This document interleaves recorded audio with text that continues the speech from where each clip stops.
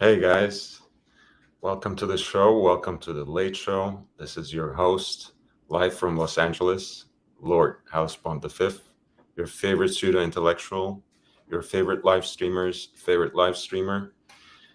And tonight I have to take on the duties of a journalist for the community as well, because people who claim that they are now too busy to explain away their kickback. I mean, giving feedback on messy deals that they're involved in themselves. So we're gonna take a look at what it means for the watch markets to face a crash, what the larger situation of economic recession means for the, and we're gonna seek the help of Bloomberg as it happens, because they have just reported,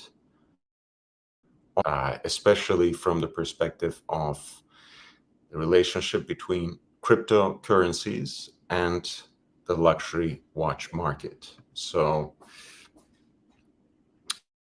this is topics on the docket, one of the issues that we're going to talk about today. But of course, as always, we're going to talk about watches. We're going to talk about wristwatches that you want to know about, that you want to know more about. And this is really, as always, your show. So you have the initiative to interject in the chat, intervene in the chat, ask questions, express your opinions. And as you know, I always do the best to integrate them into the show, because the audience is an important show. All right, so let's this up properly. Crypto stock meltdown claims Rolex and Patek Philippe as victims, writes Andrea Falstead. Prices for the most popular second-hand luxury watches have peaked. It's the latest sign that the bling boom might not last. They're trying to keep their spirits up still. It might not last, but hey, chances are that it will not last, right? We might try to be optimistic. We might try to keep on a straight face, but we know what is coming. Bloomberg knows what's coming. The experts know what is coming. I'm not talking about talking heads like me on YouTube, talking heads like ex watch traders or the now watch traders who are just trying to couch their own wishful thinking in the language of expert opinion. I'm talking about real experts on economics who are talking about the watch market as it is affected from the meltdown in the stock market, from the meltdown of the cryptocurrencies. Messaging matters. Messaging matters reads, right? That's why I love my audience. My audience actually reads. I just read this. Of course, I'm referring to the spoof comments making fun of you on another channel. Congrats, you have made it. Also, Bloomberg. Hey, usually messaging matters. You know this, I don't need to explain, but spoof comments making fun of me on other channel, making fun, usually take on a certain cast. But we're not going to talk about that today. You know exactly what I'm talking about. You know why people target me. So let's continue reading. I like this theatrical entrance. The crypto meltdown has claimed its first luxury victim, the Rolex Daytona. Now, that is here to stay, right? The Daytona itself is not going anywhere. Thank you. God bless. But more importantly, let's move on to what is happening in the luxury market and the luxury goods market and the market for luxury watches as part of the recession. After reaching record highs earlier this year, prices for the most desirable watches on the secondary market, including the coveted Rolex, have now fallen. The bubble in second-hand timepieces. These are not arbitrary word choices, guys. The bubble in second-hand timepieces, the bubble is bursting. This bubble, the echo chamber they had created in YouTube by trying to pass on their shady marketing practices and their wishful thinking, their own flex culture iterations in the opinions of experts, that bubble is bursting, that house of cards is falling down, and that echo chamber is coming down. We are going to help chip it away. We're going to help chip at it. The bubble in second-hand timepieces was fueled by a combination of crypto and stock market gains, stimulus cash, and speculation. All issues that we have talked about in this channel as late as yesterday. We talked about speculation specifically. We talked in earlier shows about how especially the PPE loans and other types of stimulus cash were injected into the luxury market. And we talked quite a bit about how the oscillations, the ebbs and flows in the cryptocurrencies and stock markets have affected the watch market. Now, this is now unraveling, Felstead writes. So far, demand for both new watches and other types of luxury goods is holding up, right? It's written that the demand is there, but the prices are going down and the bubble is bursting. But what is happening in the secondary watch market is a stark reminder that the bling boom, particularly in the US, might not last. Keep the spirits up, might not last. I think it's already on its way out, but let's keep the spirits up. The bling boom, you will remember also my co-host, Aussie Expat, speculating on how the coming recession is actually going to affect the flex culture beyond the market of watches, but especially in the market of watches, how the more outrageous, the more extravagant the watches might suddenly fall out of fashion, might suddenly end up being much less desired because times of austerity are coming. And Bloomberg now confirms this. You heard it here from Aussie Expat first, but I guess it matters when this sort of publication confirms it. The bling boom, particularly in the US, might not last. And here's a very handy chart, right? The subdial 50 is made up of a basket of the top 50 most traded models of watches, right? That is the index of hype watches, basically. And they have charted the meteoric rise, right, up until sometime around the beginning of the year.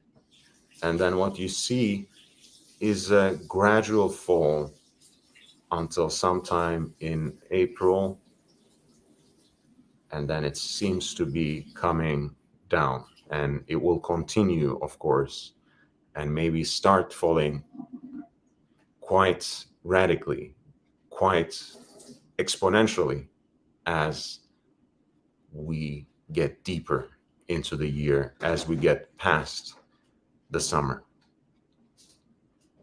right? And when some quote-unquote watch experts talk about how things are just going to get much better once we get past the summer, they're basically simply hoping, right? They don't know anything. They're simply hoping that this particular trend that they experienced, this particular uptick they have experienced from October to January 2022, is simply going to repeat.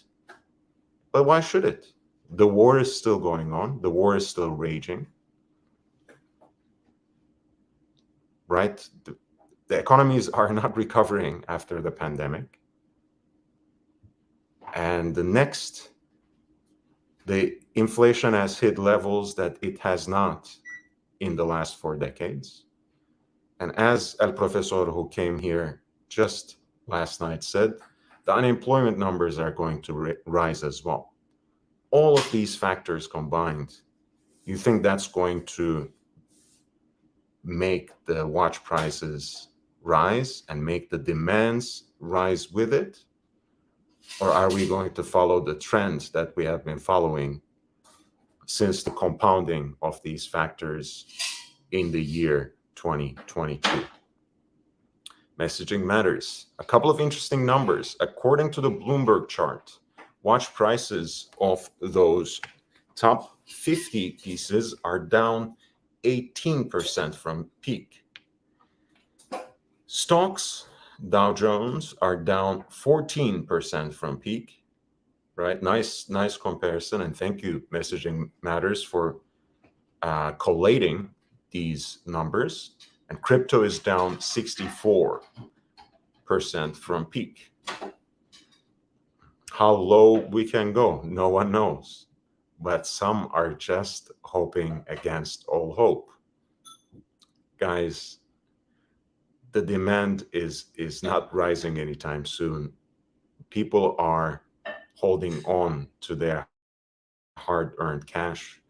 People are not going to make any luxury purchases, take unnecessary risks for quite some time. We're talking about it in the collective level, on the societal level, on the global level. So we are going to see that particular trend continue deep into the year, and it will progressively get worse. So far, therefore, it seems that the watch market may be tracking the stock market. That's a very, very legitimate observation, right? Because from the numbers you gave, Messaging Matters, with the sub-dial 50 falling around 20%, which, by the way, just so you guys know, this was the number that these watch traders, watch dealers have been repeating, right? That's the number they kept rehearsing constantly. So you realize it's actually coming from somewhere. And Messaging Matters says so. That trend, that downward trend, 18% down from peak, is closer to how the stocks have trended, 14% down from peak, rather than crypto, which is down 64% from peak. You know how I'm going to respond to that, Messaging Matters? To me, that only shows the only way there is down. Because I do know from people around me, from people I know in the community, I know there are a lot of people who have been directly affected from crypto. And, you know, some of them are still holding to their watches. Others are trying to sell desperately. So while some might still end up getting decent deals, might still use this moment to take risks, trust me, most are not doing really well. And that crypto lost 64 from peak means that the watch market has a lot more to suffer. And I know people in crypto have largely lost in profit so far, but it doesn't it doesn't matter, or it doesn't matter to the extent that they have also lost in confidence in a major way, and they're afraid. And fear doesn't really help people usually cling onto something they no longer trust, they no longer have confidence in. So I don't think it's good news for the watch market that it has so far been following the downward trend in the stock market, because there's so much more to go down. And Messaging Matters says, I agree. Most analysts seem to be saying that the stock market has more downside, right? We have not reached the floor yet. I think a professor certainly said that last night too. Exactly. That's what he said. No one knows where the floor is. So in 2021, the article continues, a combination of roaring stock markets and cryptocurrencies bolstered wealth and ignited a broader interest in investing in alternative assets, whether non-fungible tokens or timepieces. I love the way that this sentence has combined NFTs and timepieces, because people who have been interested in timepieces in investments as investments, and therefore have participated in this environment of speculation, are now going to let go, are now going to withdraw. And that is going to affect the market, because even if the demand stays, but there's no guarantee that it will, there are going to be simply more examples of what were previously very desirable and hyped up watches around. Scarcity marketing will not work as well when people start seeing those watches on the market, right? Even and already they are about 20% down. And the more they start coming down, it might encourage someone here and there to take certain risks and buy. But by and large, that proliferation of watches that were previously unobtainable, unavailable, or otherwise prohibitively expensive, that is going to, in fact, scare people away from making these purchases, which is only going to bring the prices down. When the markets began to whipsaw earlier this year against the backdrop of rising inflation and geopolitical tensions, some investors were keen to put their money into more tangible stores of value, such as a Rolex. There should be a trademarked phrase here from Archie Luxury, right? Buy, steal, sports, Rolex. They have only started listening to it very, very recently. Consequently, a new breed of young timepiece traders joined long-time collectors. Joined. I'm not sure if they have joined with us at all, but they have joined something. They have created their own speculative echo chamber on this very platform, and it is a house of cards. It is coming. It is coming down. It is falling apart bit by bit, while we are building organically, brick by brick. Messaging Matters says, sorry, just one last note for accuracy. When I mentioned crypto above, I was specifically referring to Bitcoin, right? So that's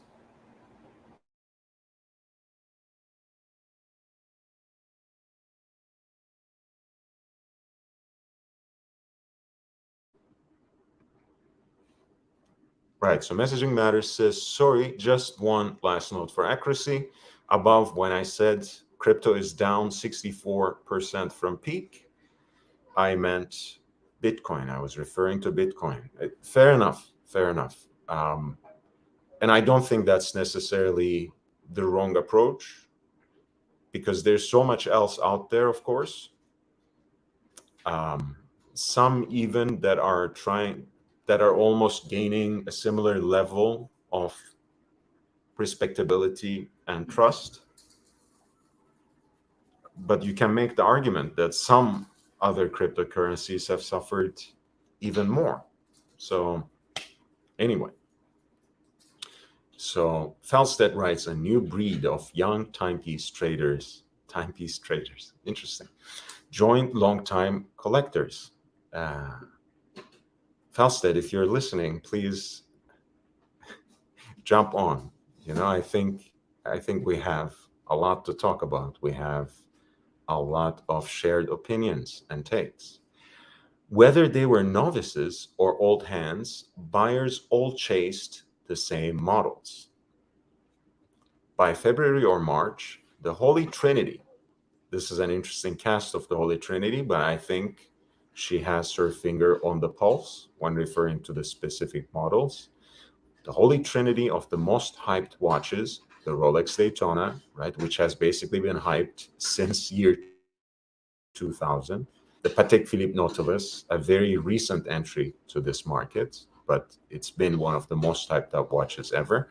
And the Audemars Piguet Royal Oak. And again, you can make the argument that it's been on an upward trend since 2012, which was the 40th anniversary of the model. It really found its peak also quite late in the game.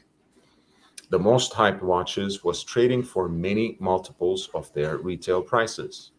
The skeletal pieces produced by Richard Mille were also highly sought after. The Holy Trinity of hype. I love this. I love this phrase. Thank you, Falstead. Thank you, Andrea Falstead. The Holy Trinity of hype. And you can see here the very helpful charts. Patek Philippe Nautilus 5711A Acier, right, in steel. 35,000 original retail, approximate price in 2019, 65,000, 2021, 120,000, and the peak almost at $250,000, $237,700, and the current has already fallen under 200. And you see here the previous reference of Audemars Piguet Royal Oak Jumbo, extra thin, original retail 23,000, 40,000 approximate price in 2019, 95,000 in 2021, 2022 peak 165,400, and the current value has fallen under 150, and now it's trending at 143,850. And there we go. We have Rolex Daytona 116500LN with the black dial. Original retail at 12,400.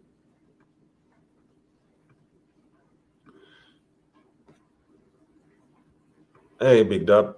Nice to have you here. I didn't realize you changed your avatar, but I like the Bathyscaphe as much as I like the 60s Glacé Original. So all is good. Welcome to the channel. So the retail price was 12,400 in 2019. Approximately, the watch was trending twice its tag price at 25,000. 2021, 35,000. Peak value almost scaled 50,000. Too close to the sun. Perhaps I'm too close to the sun. 48,700, and the current trend has already brought it back to 44,500. With the S&P 500 flirting with a bear market and Bitcoin losing about 70% of its value since November, that demand is now evaporating. Which, by the way, guys, it's the article seems to be also contradicting now I'm realizing, its own terms, right? Falstead had first opined that the demand is very much there, but the prices are experiencing a downtick, to say the least, right? That about 20% down from peak. And now she seems to be saying that the demand is evaporating, right? She's not even saying demand is going down. She's not saying the demand is trending down. The demand is decreasing. The demand is now evaporating, which is an interesting turn of phrase now that we are here. She was saying the demand at the very beginning.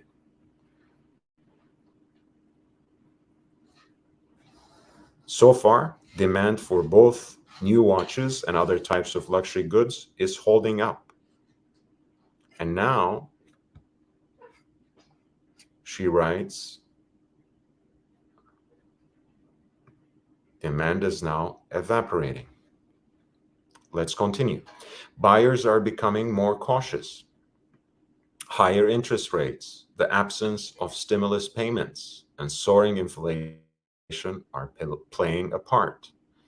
Lockdowns in China and fewer Russian buyers may also have increased supply. Bezos, hey, nice to see you, man. And JB, thanks for joining the channel. Nice to see you all. And guys, remember, I think I have the link pinned in the chat, but if not, I've just posted it as well. So feel free to join the conversation if you like. The biggest reversals, she says, so lockdowns in China and fewer Russian buyers may also have increased supply, right? And that's what we have been talking about. Since the buyers are more cautious now, since people are less likely to take these sorts of risks with their money, since people are less likely to treat certain timepieces as investments at this point in time, as we are heading towards a period of austerity, the supply is going to increase. And what happens when demand evaporates and supply increases? You figure it out. The biggest reversals have been in the Daytona, Nautilus, and the Royal Oak, models that have experienced the most spectacular gains. Prices are estimated to be about 25% below their peaks, right? That's subdial 50 was basically averaging out 50 most hyped watches. And now, as Felstead writes, when they home in into these three most hyped models, the Daytona, the Nautilus, the Royal Oak, in fact, prices have been now down about 25% from the peak. This includes private transactions, though, and may not be reflected in available market data. Deflationary, right? And this is the average price of a Rolex, right? A Rolex, any Rolex. And this data, the data for this chart is taken from Watch Charts. Watch Charts Rolex Market Index. And you see the average here clocking right under 11,000 at the beginning of 2021, hitting a certain peak in April 2022, averaging at around 16,000. And now it's all the way down to 14,800. Some brands, Falstead writes, including Compagnie Financière Richemont, S.A.'s Vacheron Constantin, and A. Lange & Söhne, as some collectors diversified beyond or were priced out of the most obvious names. And again, Falstead seems to be educated on the larger trends, on the broader trends in the market. but she's prevaricating here, more or less. She's trying to balance things out.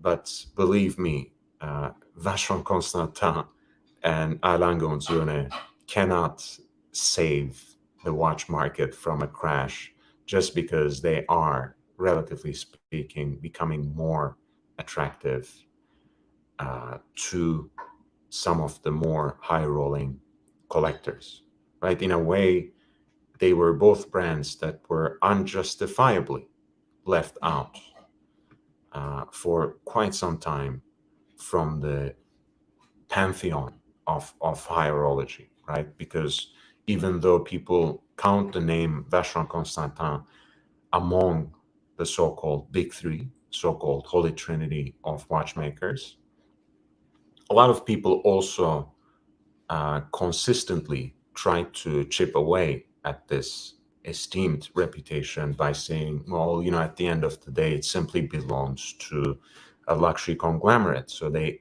can't even be counted among such well-renowned and vaunted watchmakers. Well, that only alienated certain groups of people, and people are now going back to Vacheron Constantin, rediscovering the brand, realizing that the overseas has been so undervalued. And same thing with Alain Gonzone, right? People had tried to dismiss Alain Gonzone for quite some time since their 90s revival, but they have only ever upped their game since 1994. And today, of course, no one bats an eye when people mention Glashütte as a watchmaking center at near the same level of Geneva, of Valais du Joux, of any part of the Jura mountain range, any part of Switzerland you want to designate as the epicenter of watchmaking. Glashütte now rivals that, and it is an effort that Alain Gonzone has spearheaded with their utmost attention to detail and with their innovations in the making, architecture, and finishing of their movements. Alan Gildo, hey, nice to see you here. And Bruce G, welcome to the channel. Jake Brooks says, what up, punters? We're good. We're doing good. Wristwatchholic, Black Dial Daytona is at 33 for brand new 06 2022. Pre-owned is around 28K. That's, by the way, that's a small confusion that this article has when it talks about second-hand watches, right? So obviously, it's a little too much to parse out for the mainstream reader who might not be as involved as you are, as involved as I am. So I don't think this article makes a distinction between what is new and fully stickered and partially stickered and used or whatever. It's kind of the confusion that we were experiencing in the post-internet ascendance of the market on vintage watches, right? First of all, I mean, the whole idea that watches were vintage itself gained much more ground after the internet revolution, after the social media revolution, because before that, everything was simply pre-owned. Everything was simply second-hand. So similar confusion here. The article is talking about second-hand watches, the secondary market, but of course is not making a distinction between what is genuinely pre-owned and used and what is new right out of the box. Some cheaper models, such as Rolex sister brand Tudor, did not see the same spikes as pricier mounts, right? So this is again a way of saying that their prices have not fallen down as much, comparatively speaking, but that's because the prices have not risen speculatively in the first place. And there continues to be appetite for genuinely rare pieces as opposed to those perceived as being simply scarce. And this is something I have said on this channel, on this platform, time and again, when discussing the auction results.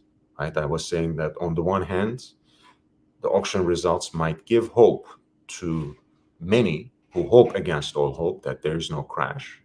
But at the end of the day, most of the auctions are driven forward. Most of the gains in the realized prices in auctions as a whole, in a single auction as a whole, are decided by these genuinely rare pieces. You cannot always take those results as a genuine indicator of the health of the market. If they fall when it comes to models that are simply considered scarce, it can be a sign of the crash. And we have identified that in certain models, right? We have identified certain canaries in the coal mine when it comes to models that should be otherwise available in the market that are still in retail, but are simply scarce, unobtainable, or otherwise unavailable. Not all created equal. Some cheaper watch brands didn't see a spike in values last year, right? And here, this chart, the subdial Pop 25, right? Well-known lower-priced watches is looking at how the Tudor Black Bay GMT has trended, which is pretty straightforward, largely unaffected by those trends in speculation. The Omega Speedmaster, only ever so slightly affected, but has again mostly fallen within the same consistency and stability as the Tudor Black Bay GMT. Whereas the Submariner and the GMT Master 2, as you have seen here, have spiked. While the correction in the market may make it a little cheaper to buy a Rolex, it might not necessarily make it easier to get hold of one. Waiting lists for many new models are at least 2 years long because not all of the gains in the secondary market have been erased, right? And that much is true. And that is actually what a lot of the traders these days are trying to simply frame as a correction. But it is going down, right? It's not just a correction. Trust me, it's not going to be just 20% off from the most hyped models.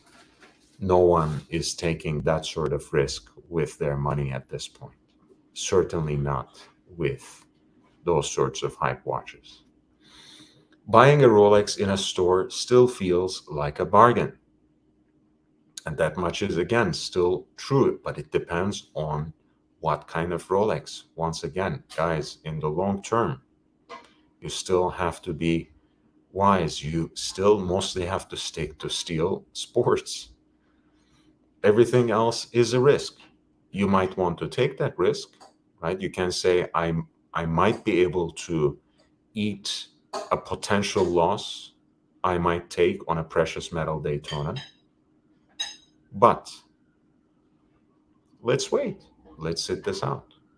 Watches of Switzerland Group, which operates boutiques in Britain and the US, is also seeing supply outstrip demand for some Cartier, Omega, and Tudor models. The secondary market for other luxury goods, such as handbags, is vulnerable to some of the same elements that inflated watch prices. It has also seen an influx of new, younger buyers, for example. Yet it has been resilient so far, perhaps because although prices have risen, it has not experienced the same bubble.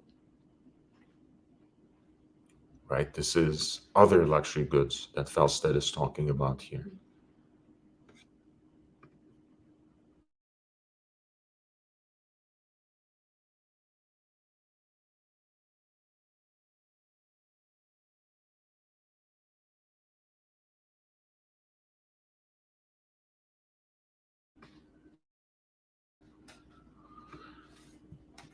So the secondary market for other luxury goods such as handbags is vulnerable to the same elements that have inflated watch prices.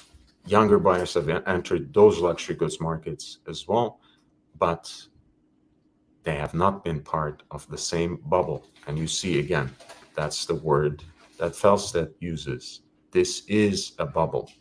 It was going to burst sooner than later, and the time has come. Nevertheless, what is happening in timepieces may be a taste of things to come in luxury resale and top-end retail stores alike. Many of the same factors that boosted watches also lifted demand in the primary market for sneakers, bags, and fine jewelry. Analysts at Jefferies have estimated that crypto wealth accounted for 25 to 30% growth in US top-end sales last year. Right? And the Bitcoin itself has fallen down almost 70%.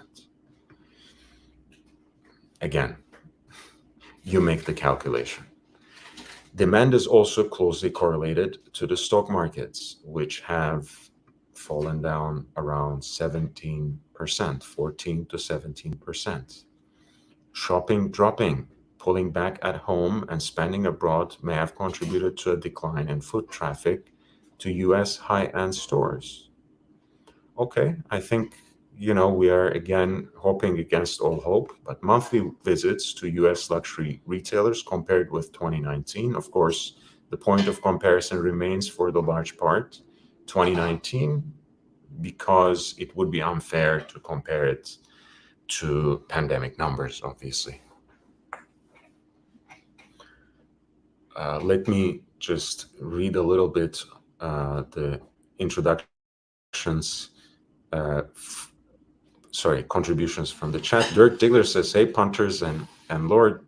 Dirk, Lord is your humble servant, and he's a fellow punter as well, and a fellow fiker. So we're all here as equals. Jake Brooks says, on the Bitcoin topic, 19 of the possible 21 million BTC have been mined.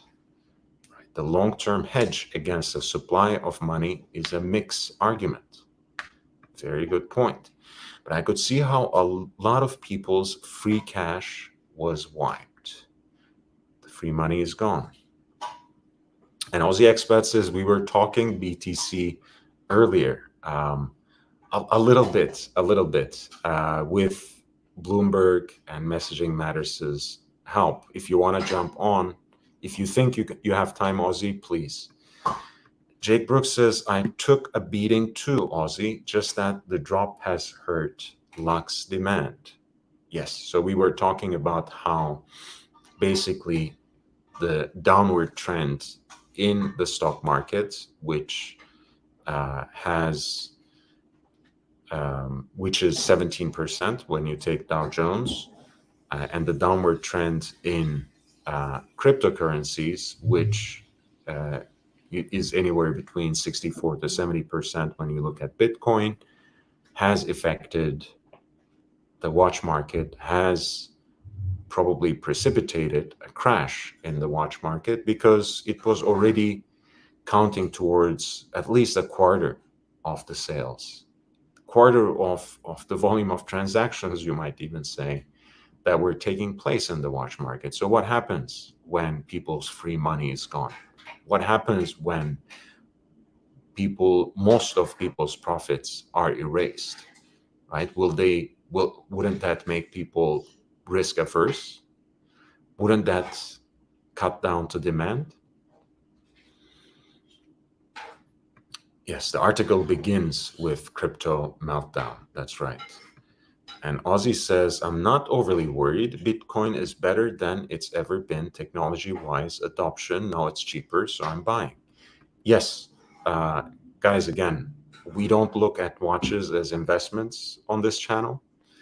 At best, we have said before, at best, we can say it's a joyful way of parking your money.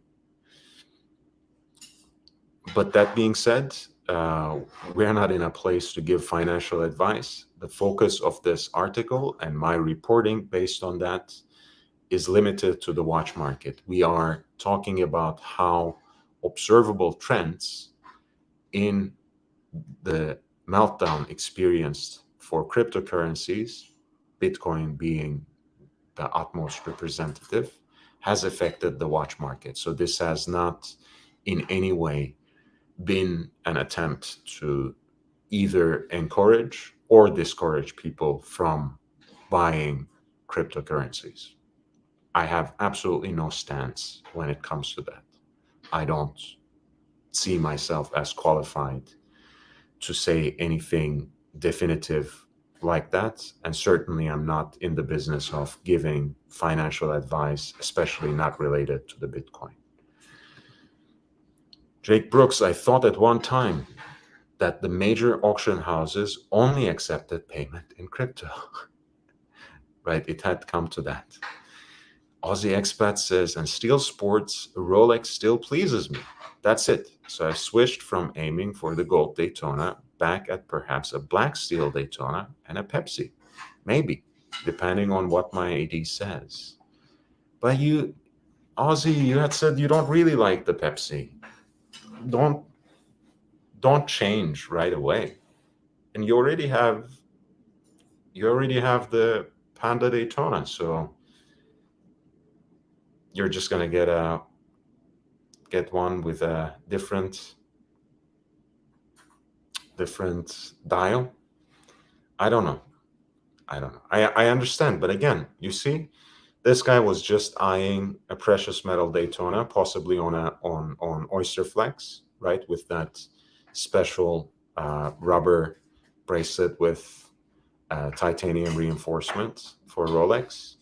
And now he's backing away from it because he studies enough and he knows that precious metal Rolex has only exceptionally started trading so much higher than its retail price in this particular market, and now it's going down again. So no one really can guarantee you that your money will be safe, quote unquote, as an investment if you invest now in a two-tone or precious metal Rolex, no matter how valuable they are right now.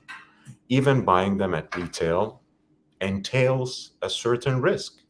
Is it a risk that you're willing to take? You have to think about that and you have to make that decision.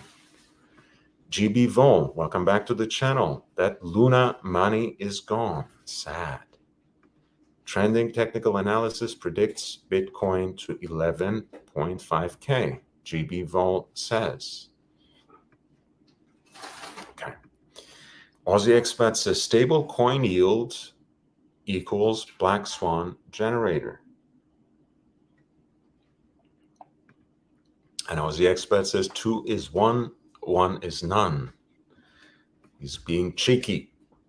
I already have 2 subs. Yeah, you have 2 subs.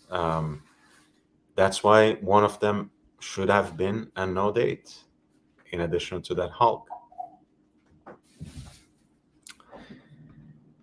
Wristwatchholic. Actually, those 2 Rolexes are the only ones I will get from my AD2 in the current market situation, by which he's referring, of course, to a steel Daytona, right, with the black dial or maybe the white dial in Wristwatchholic's case, and a Pepsi, right, depending on what my AD says. Aussie was saying, if Wristwatchholic gets a Pepsi, he might also take it. I think he had a Batman before, and he really doesn't miss that much. So maybe if he gets a GMT Master, it has to be a Pepsi.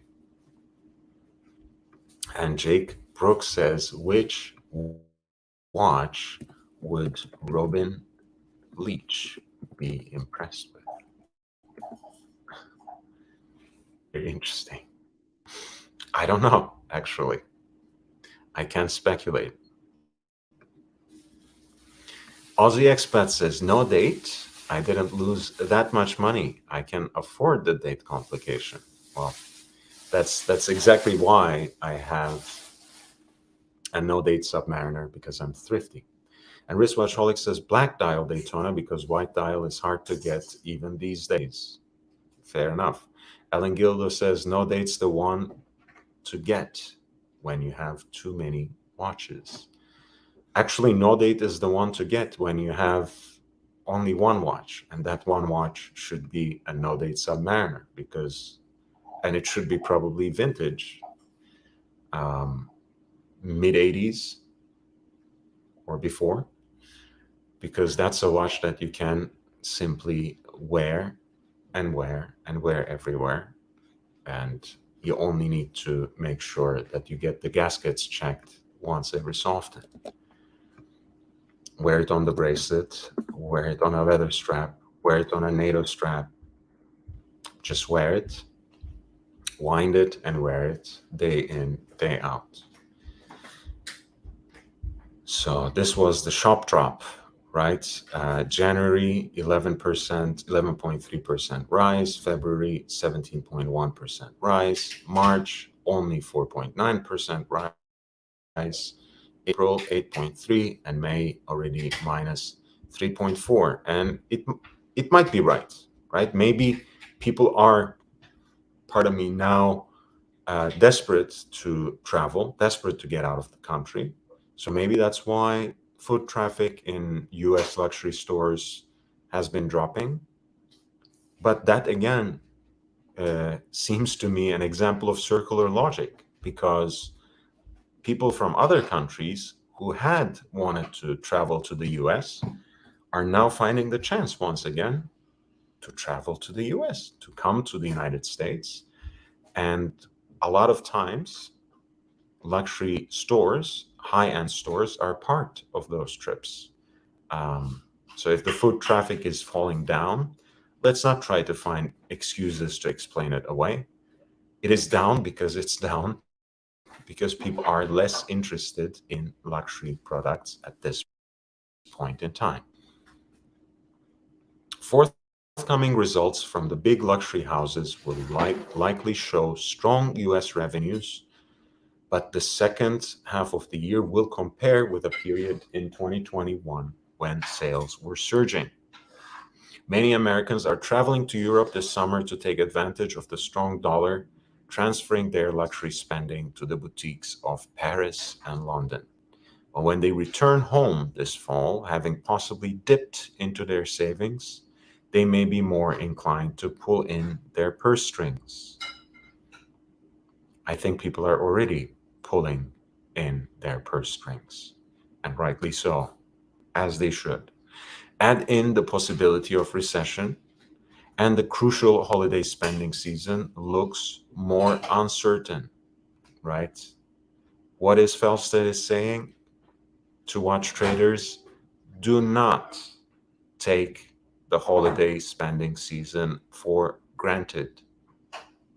If recession sets in, and all signs indicate that it will, no one is going to spend extravagantly, lavishly, unreasonably, just because it is the holiday, right? Don't just believe in it because you are expecting a Christmas miracle. In an age of austerity, people are not going to spend whether it's the holidays or not. If they need to be more risk averse, if they need to be pulling in their purse strings, they will, as they should. And GB Vol says, I agree, no dates versus the world. Hey, man. And GB Vol says, because I'm thrifty. Yes. And I do miss desperately thrifty ice cream, by the way, as someone who has lived now in Southern California for quite a few years. I'm missing it since I've gone vegan. Black dial Daytona is nice, masculine. Okay, we care about such things, Ozzy. I didn't realize. Wristwatchholic. I have no date sub and bluesy. Perfect combination. They're different to each other, enough to have two subs in a collection. I absolutely agree. I'm also just pulling Ozzy's leg. I think his two subs are quite different enough as well, in the sense that the Hulk has the older case, and it is, I mean, it's an all green sub, you know, green dial, green bezel. You know, it's in a way, it's the perfect Rolex. So if you had one, of course you should, and he has. But is it different enough from a date sub? I don't know. For Aussie, it is. Aussie Expat says, retrospectively, as the collection goes, a no date would complement the Hulk better. Okay. Okay, you're taking a step back. I like it. I like it. Aussie is a reasonable man. He does compromise. He does reform. He does transform. But the date sub was my first, and I actually did intend it to be my one and done. The good old days that lasted 2 weeks. Yes. Aussie Expat had a one watch collection. Aussie Expat was a one and done man, one dog, one bone for the entirety of 2 seconds. And now he's a watch collector and is being ailed by the same illness as the rest of us. Many Americans are traveling to Europe, right? You know, and maybe if they, when they come back and when the recession sets in, you cannot take the holiday spending season for granted. Hey, guys, listen to Falstead, the watch traders who listen to our show and pick up on our terminology. Read Bloomberg. Add in the possibility of recession, and the crucial holiday spending season looks more uncertain. Just so you know.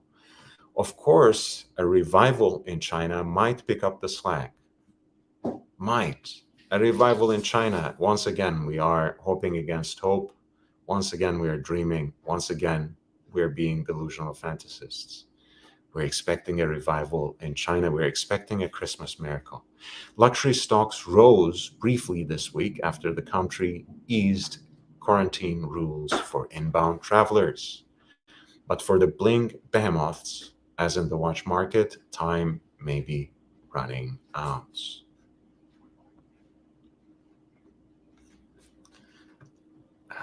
You can say that twice, Andrea Felstead.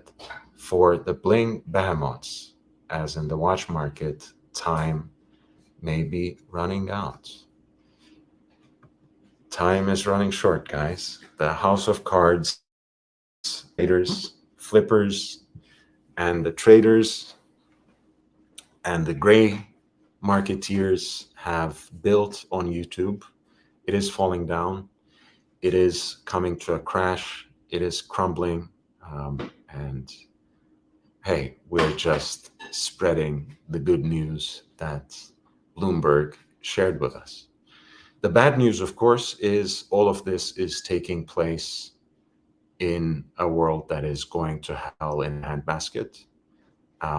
And ultimately, we are facing a situation of recession, and that's not good for any of us, for the health of our purses, and for our national economies and the global economy. Aussie is here. Surprise. Hi, Hey, man. guys. I don't know how long before I have to put my son to bed, but I'm happy to join you. Fun topics, fun times. Well, I'm trying. I'm trying to keep the spirits. I'm not gonna try to, spin this and make it seem, like a good thing to the audience. You can't. I think most of the audience want watches, so telling us we're going to get some cheap watches is good. Right. That's true. That's true. But again, you can't make a crash seem like a mere correction or downward turn, as you can't polish a turd, as you can't make Super Ocean 42 to be the hottest summer watch. Things are just impossible. There's something about I don't want to go too directly into this, but just not just what was said today, but just generally speaking, something irks me about the whole summer watch thing. It's almost just an excuse to wear shitters. Basically, I don't know. It's like it's an excuse to wear colorful shitters. Oh, this is a summer watch. It's sort of like, okay, like all the nice watches, those aren't summer watches. Well, I mean, for me, a summer watch is anything I can put a rubber strap on, period. And I have some of these, like, OG Tropic straps lying around at any time. So any vintage Rolex for me is a summer watch. There you go. Mhm. But that being said, I think ultimately it's part of the speculative market. You have to invent these categories to sell more watches. To That's true. Like you as already soon as, soon you as already summer have rolls 10 around, your watches. bluesy's no good, I guess. You already have 10, 12 watches, let's say, right? Yeah. And they all fall into either what's been hyped over the last few years or into conventions of traditional classical taste in watches. And mostly, let's admit this, most people in our community, not coincidentally, because this is what Archie Luxury has preached for Yeah, more than totally. it's Rolex Steel Sports. So since Rolex itself is a very conservative brand, this is an opportunity. Summer is an opportunity, just like the holiday spending season is an opportunity to spruik other watches because they're Mhm. colorful, because it's a different design. Yeah, and Rolex doesn't do color typically, so here you go. I get it. I get it. I like to have something fun every now and then, but I try not to. I mean, why exclude it to just summer to have a little bit of fun? If you like that type of watch, just go with it. It doesn't have to be summer. Where's the fun, right? Where's the fun? Going to Florida at Disney World, Disney Cruise this August. But I told my wife we are not going crazy with vacation spending. Yes, Dirk, no Bremont watches on your vacation, please. Alan says one and done is a myth. I have a Disney vacation timeshare, so it helps a bit. One and done. One and done. Hey, Alan, if you were to get your 114060 at 6.5K, will you renounce the rest of your connection and live as a happy man with your no date sub? Derek says, I have a Disney vacation timeshare, so it helps a bit, although Disney World hotels run between $600 to $1,000 a night. Fuck. I already don't like Disney. I'm not gonna turn this into anti-Disney propaganda because I don't like Disney because they have started as a propaganda machine for a certain you know what. But There's a war going on in there, Lord. Like, there's a war going on. We'll see how it pans out in a year. I don't know but if you that's know, like, basically great. there's a civil war inside of Disney, and like Really. the board and Chapek, the CEO, are very much like, we got to be neutral here, guys, and the employees just keep revolting. And I think the last round of tax status in Florida was sort of like, hey, look, this is what happened when I went, along with this agenda, and we're on the verge of losing an extremely important tax status. And I think this time around he'll have the support of the board. He's just been renewed, so he'll have the support of the board to say, you know what, we're going to make some really awesome cartoons. You know, let's focus on that, guys. Yeah, I mean, let's focus on indoctrinating little children. Yes, I think that would be a good Wow. point for the. I mean, sorry, I'm just, No, I it's don't true. It's like, I like. mean, there's no way I would allow my children to see Lightyear. Like, I'm not homophobe. Like, I support like gay marriage, stuff like that. It's just, I got to be very careful of what they're exposed to. Ultimately, I'll let them watch RoboCop before I let them watch Lightyear. Okay. That was an interesting. It was one of my favorite movies as a child, and I'm not entirely. You know how violent disappointed. RoboCop is? Like that is the most hardcore adult rating in Australia. But I think I saw it when I was 9, and so did every other kid in my primary school. So I guess I was when you were 9, I was 8. So I might look about 10 years older than you, but we're almost the same age. Holy moly, Dirk Diggler! I've heard reasonable things for the Disney timeshare, but I simply don't do holidays that often. I'm more stressed during vacation. I prefer to move city when bored.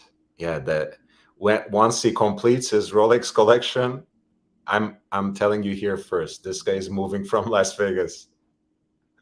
Yeah, you know what purchase is coming next after the Daytona and Pepsi Land. It's like a 21-foot U-Haul. That's it. I'm half kidding. Honestly, you get either that precious metal Daytona or those two steel sports watches that you're talking about, and then you're gone. We might find you in another country for all I know. Yeah, I was trying to figure out how to get to Japan, but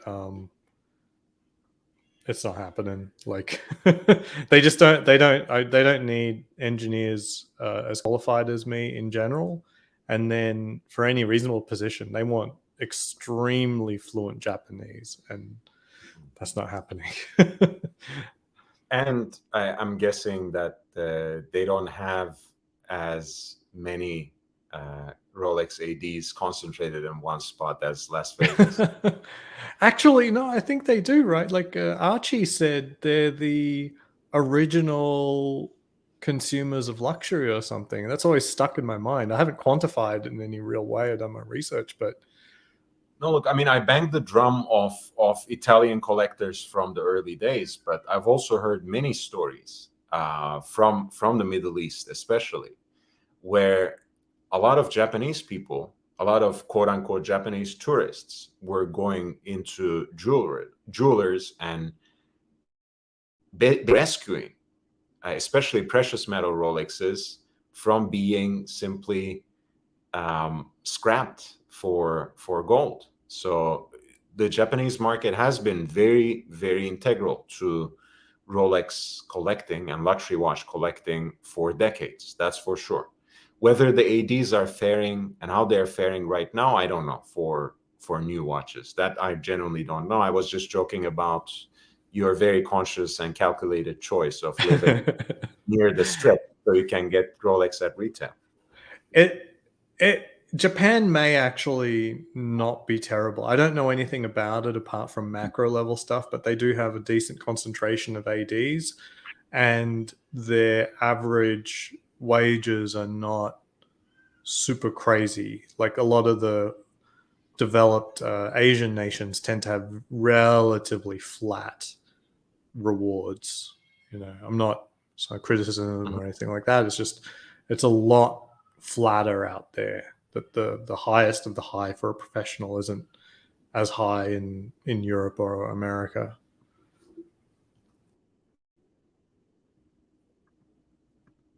Yeah, I can see that. I can see that. And as you know, by the way, whenever you look at these uh, meta markets and auction sites and listings, you can find an infinite number of any iconic Rolex in Japan. And I do appreciate a lot of the sellers, even though I have not done any business related to watches in terms of importing from Japan. And I've also never been in Japan in person. But honest and detailed descriptions of the condition of watches, an entire rating system. If you see an eBay auction listing, there's always like a grading that goes with it. And I really respect that.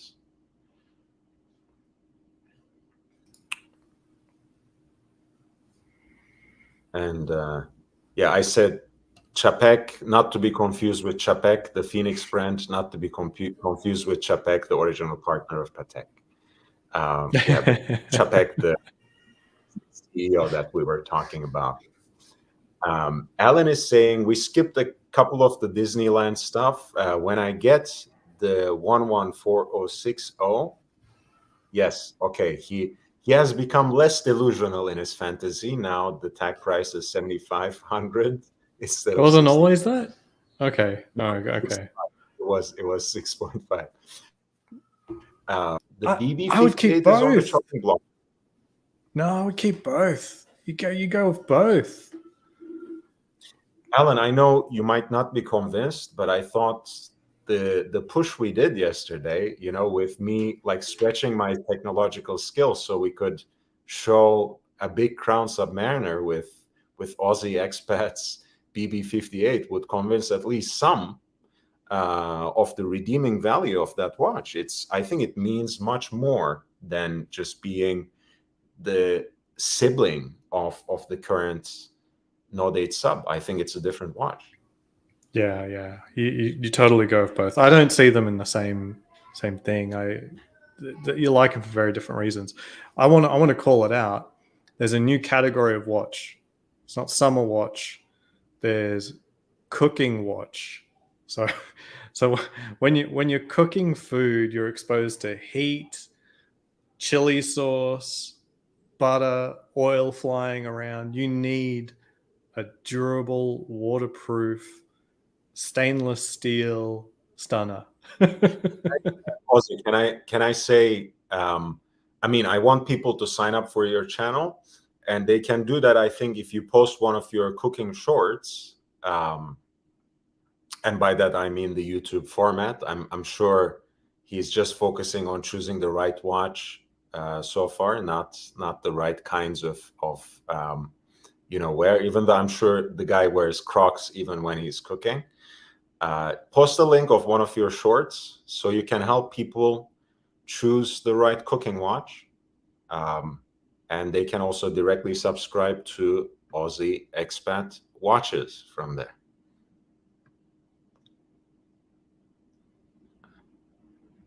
Unmute. There we go. So yeah, I do most of the cooking for the family at home, and you can't wear rubber when you're doing that. You also don't want to wear a strap. Stainless steel really is what you want, and I do notice a lot of chefs do have either a Submariner or a GMT. There's an Aussie chef on what's that cooking show where they're facing off? It's Iron Chef. Yeah, it's Iron Chef America.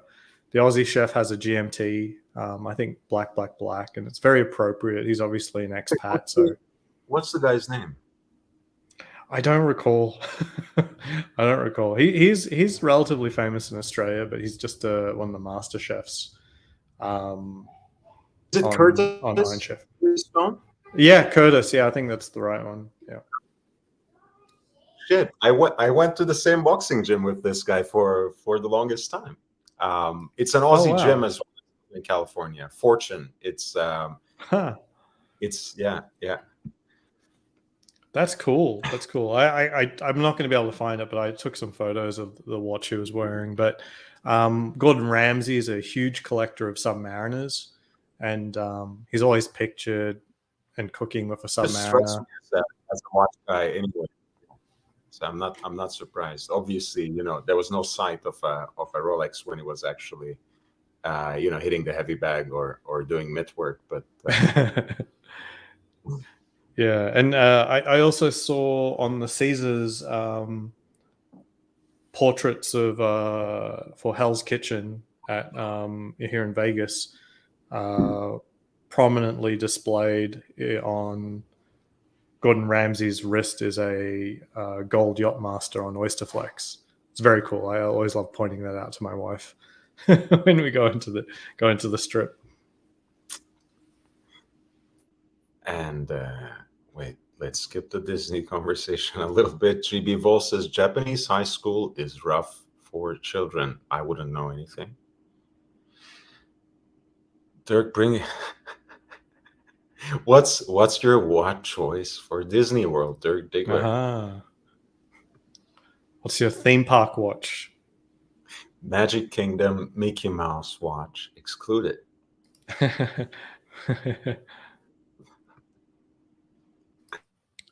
But yeah, so I Yeah, think the ceramic is perfect. Like I do cook with the Black Bay 58 as well, but that's a little bit more likely to get dinged up by the pots and pans and whatnot. That the modern steel sports watch is really a fantastic cooking watch.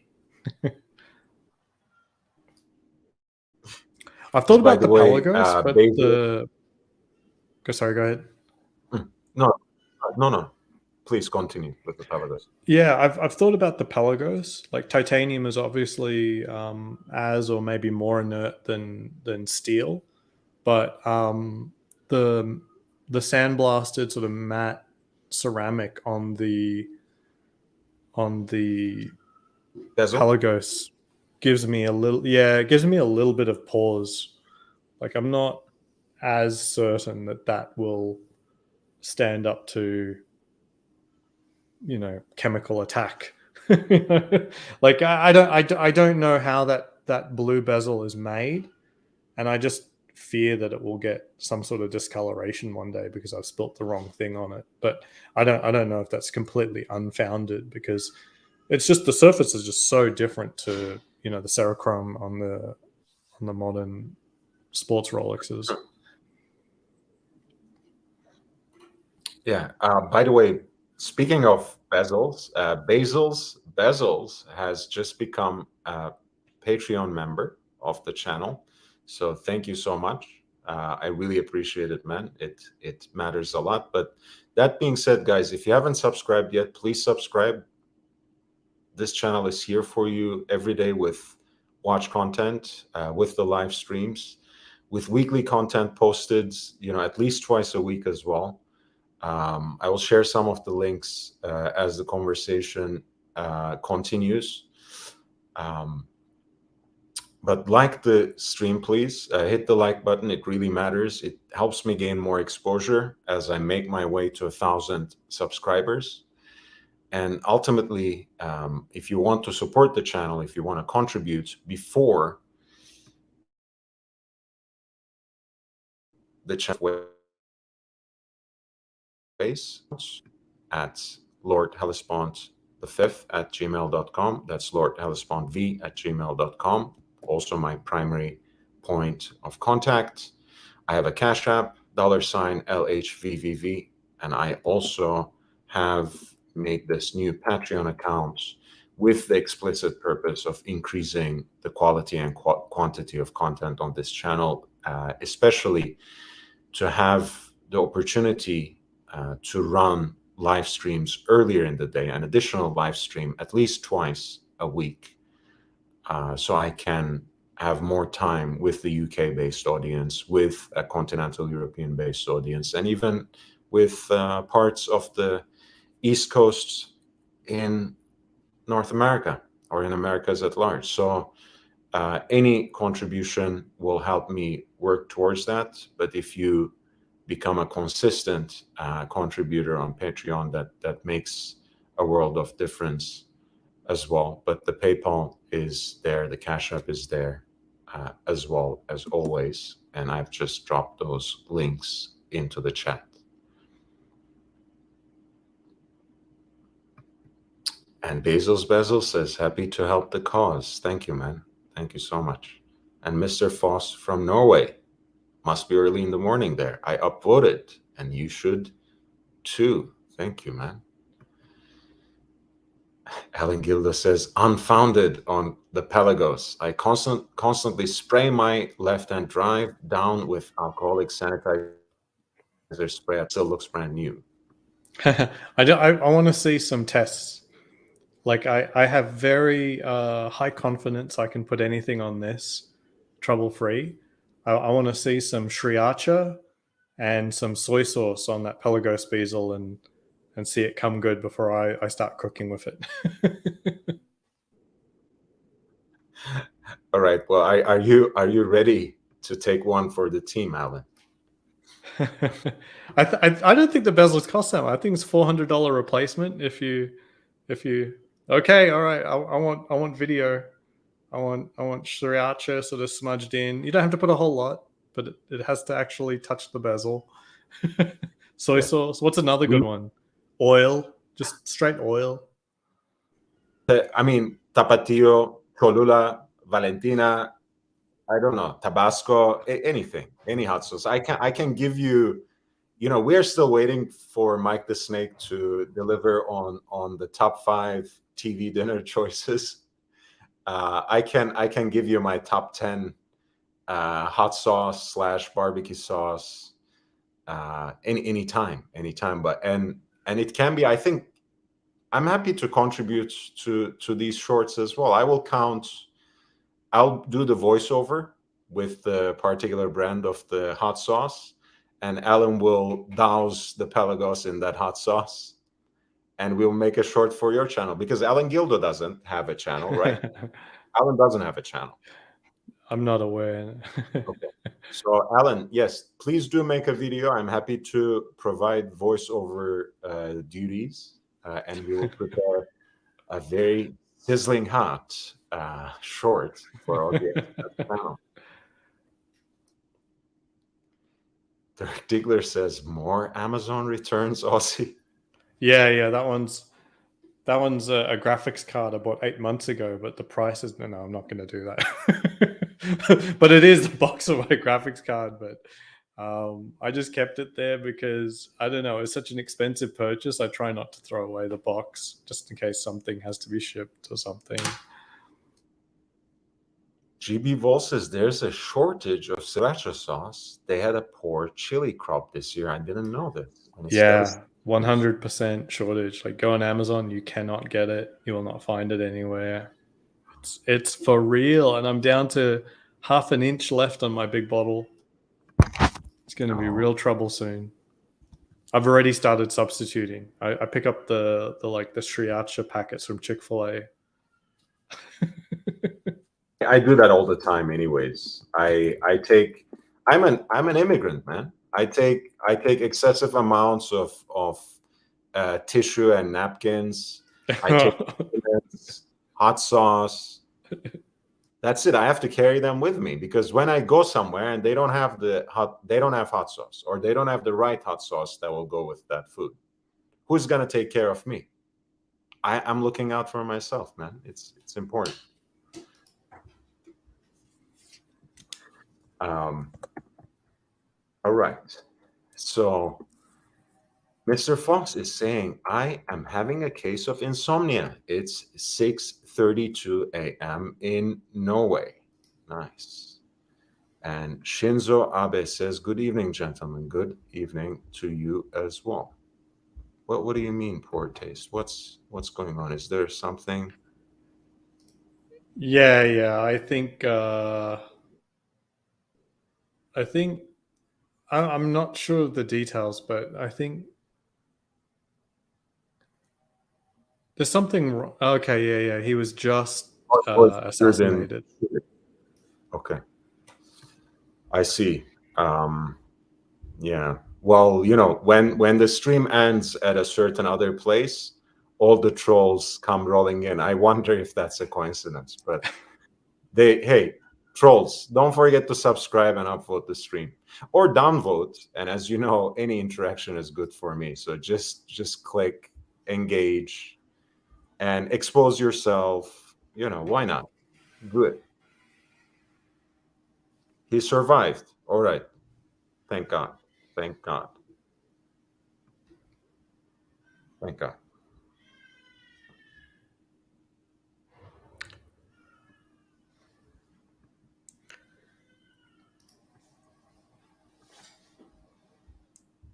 All right.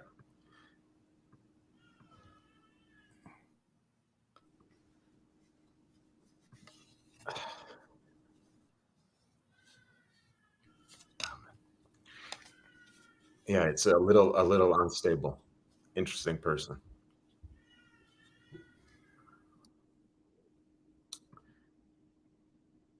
So Dirk Diggler, last time was about 4 years ago, about Disney World. We probably could have gone since then to check out Star Wars Land, but COVID. I think I wore a turtle last time, as I'm a banger.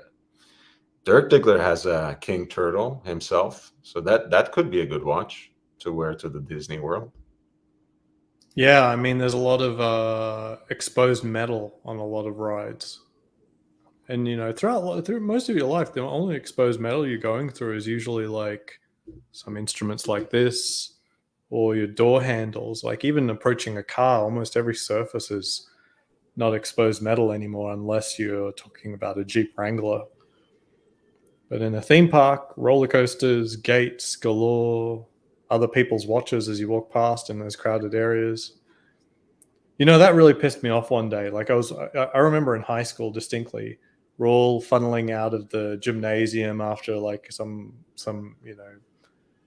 assembly, and my watch clanged into someone else's watch and put like a decent scratch in it, and I was like, "What the hell? What the hell are you wearing your watch on your right hand for?"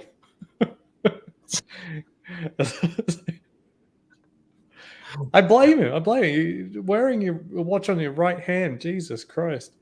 I mean, look, we don't want to discriminate, right? Maybe it was a lefty.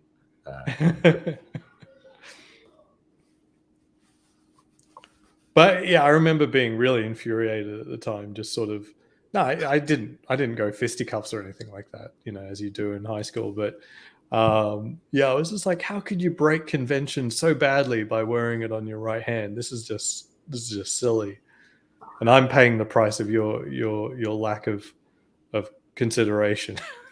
Now, was he wearing a left-hand drive?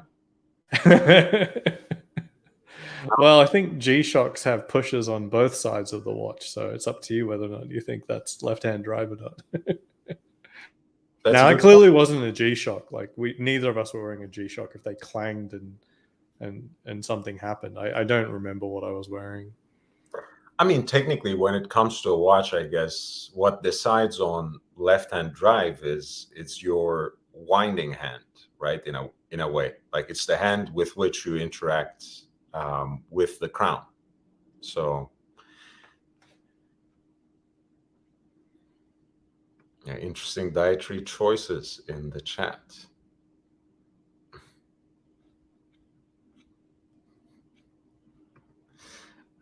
All Archie luxury favorites, so we don't have anything against that. Hey, Steve Schmidt, how are you doing?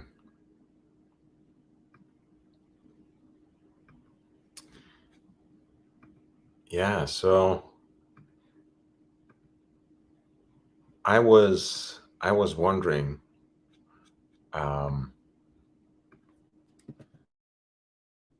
about what you said earlier, with the situation on the so-called affordable luxury watch, right? Anything that trends under 3,500 or 4,000 US dollars. You have gone through that report, right? Yeah. So just in general, everything under 3,000 Swiss francs, the market has completely tanked. Like just volume has been completely eradicated. We're talking 30% at minimum to like 70% at maximum. Like just any company that's dealing with prices under 3,000 francs has likely seen an probably already at this point an unrecoverable amount of loss in terms of unit sales.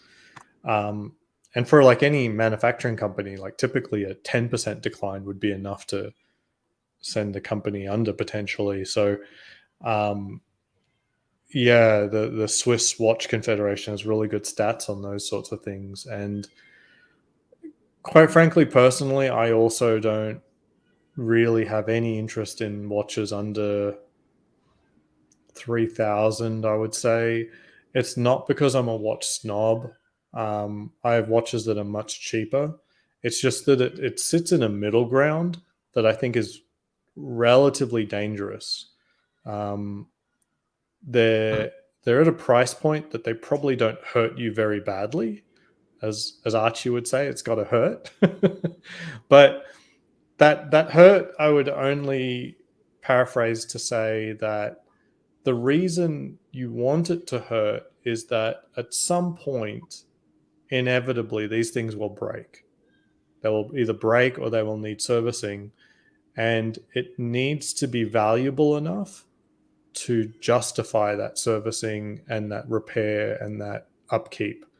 And I think it's very easy for a sub $3,000 watch to have a combination of not necessarily being that much easier to repair and service or being reliable in the first place.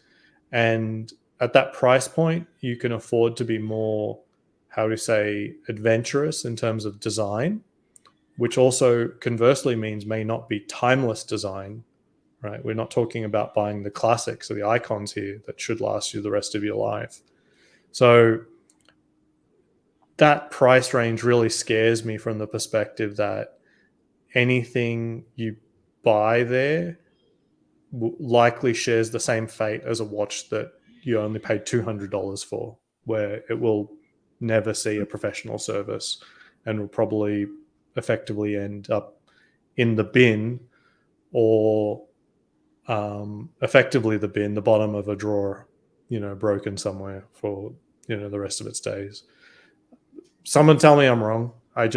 That's my fear about that price point. It just doesn't warrant the attention, love that, because it didn't hurt you enough. And you're probably making choices that aren't like, oh, it's cheap enough that, I can have this quirky watch. Quirky doesn't warrant servicing. Ultimately, basically, that's my. I mean, I hear you, but I'll tell you this. Now, in the long term, things may be a little different, because at the end of the day, both at the side of actual production, but also by and large for repair, even though the market for wristwatches and for luxury wristwatches especially has expanded so much, I don't think the number of watchmakers caught up with it. So on the one hand, there's that specter looming on the horizon, right? If we're really talking about a lifetime purchase you're making, there's going to be a shortage of watchmakers, period. On the other hand, of course, that price point, which is, we're talking about, of course, new watches that retail under $4,000 or $3,500. A lot of them have generic movements, which is actually a virtue in this case, because it means that any competent watchmaker should be able to service it, and therefore, you should be able to get it serviced at a reasonable price point. Mm-hmm. Yeah, that's fair. I mean, there shouldn't really be anything in that price level that's got in-house proprietary movements with, as you say. So it shouldn't be too much of a hurdle. I just think that it's, yeah, I just see it as a danger zone. You end up with this combo of requiring attention, but not having hurt you enough to warrant your attention. I could be wrong. Expecting this. I wasn't expecting this. That's a very interesting take. But yeah, by and large, when you look at the market trends, it is that particular segment that is hit very heavily. Like you said, they have lost, I think, about 20% in the last few years, really, compared to numbers in 2019. Is that? Yeah, I think so. And as I said, like, it's double digits, 20, 30%, something like that. But even 10% would hurt a lot. It would hurt. They really have to reconsider exactly what they're doing. It's very painful. Who knows if this really applies to Seiko? Like, I mean,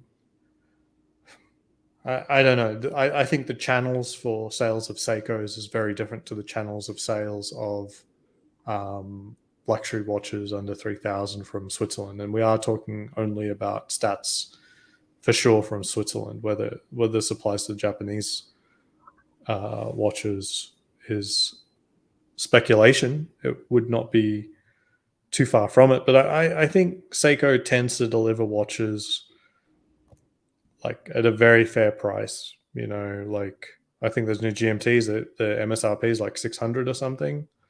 Oh, 495, I think, right? 495, and then hopefully street price is a little less. So it's hard to worry about that too much.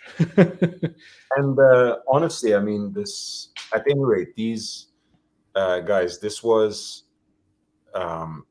stats provided by the foundation. I was going to say Federation of Swiss Watch Industry, right?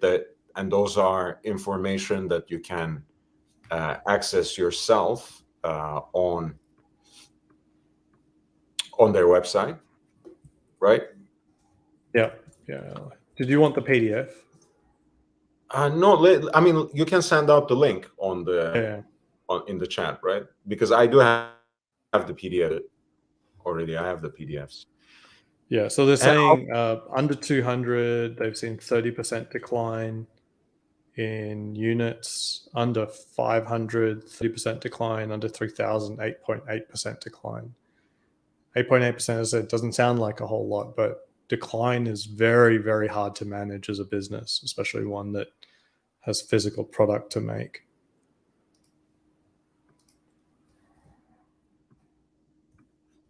Yes. And what do you think about? Sorry, that's the wrong one.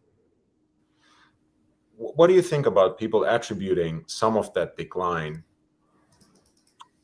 into the emergence and resurgence of the smartwatch, especially the Apple Watch, but also other products like Garmin?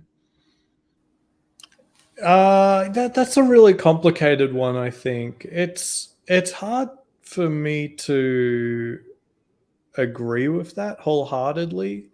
Certainly, if you just look on the street, the number of people who have an Apple Watch outnumber the number of people who are wearing a watch. But that doesn't mean that there would be more people wearing watches if the Apple Watch didn't exist, because by far and away, the majority of people don't have anything on their wrist, full stop. So I think to blame Apple for squeezing them out of the market would ignore the fact that most people just simply do not wear any kind of watch at all. And I suspect, I don't know, but I suspect a lot of Apple Watches were probably gifts. I'm not like going too far on a limb, I don't think here. I mean, a lot of Apple products are nice gifts, but it's not really possible to buy someone a phone. One, it's a little too expensive. It's very personal. You may not be in the right upgrade cycle or whatever. But a watch, if you spot they've got an Apple device and they don't have an Apple Watch, you'll throw one their way or something like that.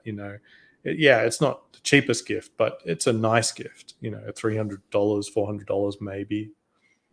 I don't want to nitpick here, but of course you can say in another day and age, those gifts could have been a nice little mechanical wristwatch. But that's not the point that I want to make, because I think, for a long time we have discussed this, and I agree to a certain extent. If anything, Apple Watch and the emergence of smartwatches, period, have brought an enthusiasm and have really gotten people again used to the fact of wearing something on their wrist. And I subscribe to that narrative by and large. Yeah. I was able to get someone like really into Rolex. I wonder if I should apologize to him, but back in like 2015, I just come to America. No, it was about 2014, like 2014. I just come to America. It was my first year, and my mentor was saying that he'd just come off wearing a smartwatch, and he said, I really want to get an Omega. And he was really into sort of, status symbols. Like, he just got a lease on a BMW, like AC3. And he was keen on getting Omega. That was a brand that he was aware of and he thought about. And I said, look, you're going to be spending like a couple $1,000 in Omega. Seriously, if you're spending that much money, pay double that, and then you could get a Rolex. And hear me out. At least with Rolex, you're going to retain the value of that watch, as opposed to the Omega, which is probably made in China. So just like I just said, just look online, look at the secondhand prices, look at the what you can get these secondhand used, and you'll see there's actually something very unique about Rolex in that they are commanding value for extremely used up watches, and you immediately encounter images of things like spider dials and ghost bezels and stuff like that, like heavily used submariners fetching relatively good money. So that it's good evidence that wear and tear is not something that will completely destroy the value of the watch.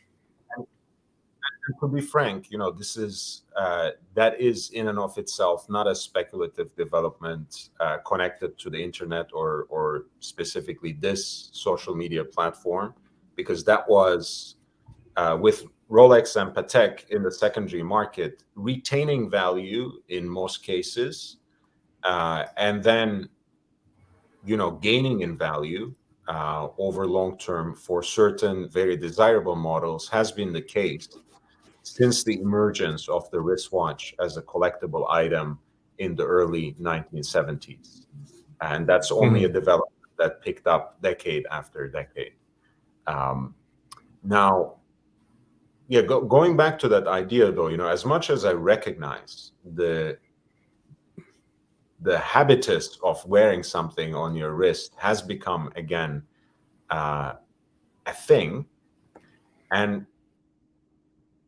but on the other hand, I am really wondering, whether it is simply taking part in turning the mechanical watch entirely into an aspirational luxury product, because all the other daily functions that could have been taken up by a luxury, affordable luxury watch are taken up by Garmin, are taken up by Apple Watch. So unless people like your friend who are desiring it consciously or unconsciously as a status symbol, as a kind of marker of social and financial achievement, people are satisfied with wearing a smartwatch. So they don't want to necessarily get a Baume & Mercier. They don't necessarily want to get a Tissot. They don't necessarily want to get a Longines. They don't necessarily want to get a Tag Heuer. I mean, you can multiply the examples.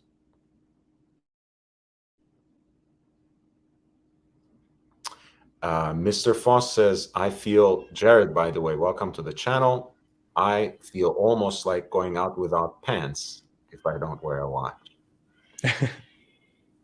It's a wasted opportunity. That's how I see it. So is wearing or not wearing pants, which I don't. And Jared says, I do too feel naked, boys, if I don't wear a watch. I bought my first watch at 47 1 year ago. You see, I mean, how fast people congratulations get used to the routine. Yes, man, wear it in good health. What was your first watch at age 47? I would really like to hear that, actually, because that's a very interesting story. Yeah. Jared mentioned he's from my hometown, Melbourne, which my understanding very hard to get watches there. So expectations temper them, because it's not an easy place to get anything nice, quite frankly. Dirk is trying to chase Ozzy away, says, I guess the kid gets to stay up.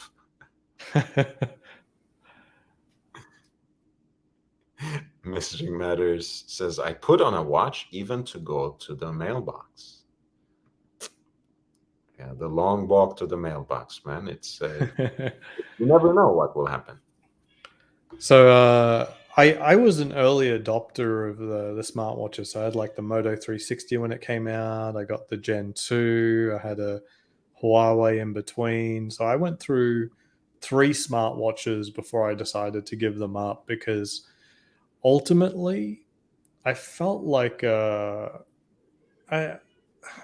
it's hard to describe. What's the complete opposite of luxury? As in, it just it was just constantly nagging me. I did not like the experience. Um, every now and then it would end up being running out of battery. So I Mhm. literally have something strapped to my wrist that was dead. Like there's nothing more. There's no dumber feeling than going up to look at the time on your watch, and it's like there's no battery. It is a very, very dumb feeling. Right, and that's, I mean, that's much worse than the previous generation of technological watches that we had, which were quartz and battery operated, but not that short on battery life, certainly.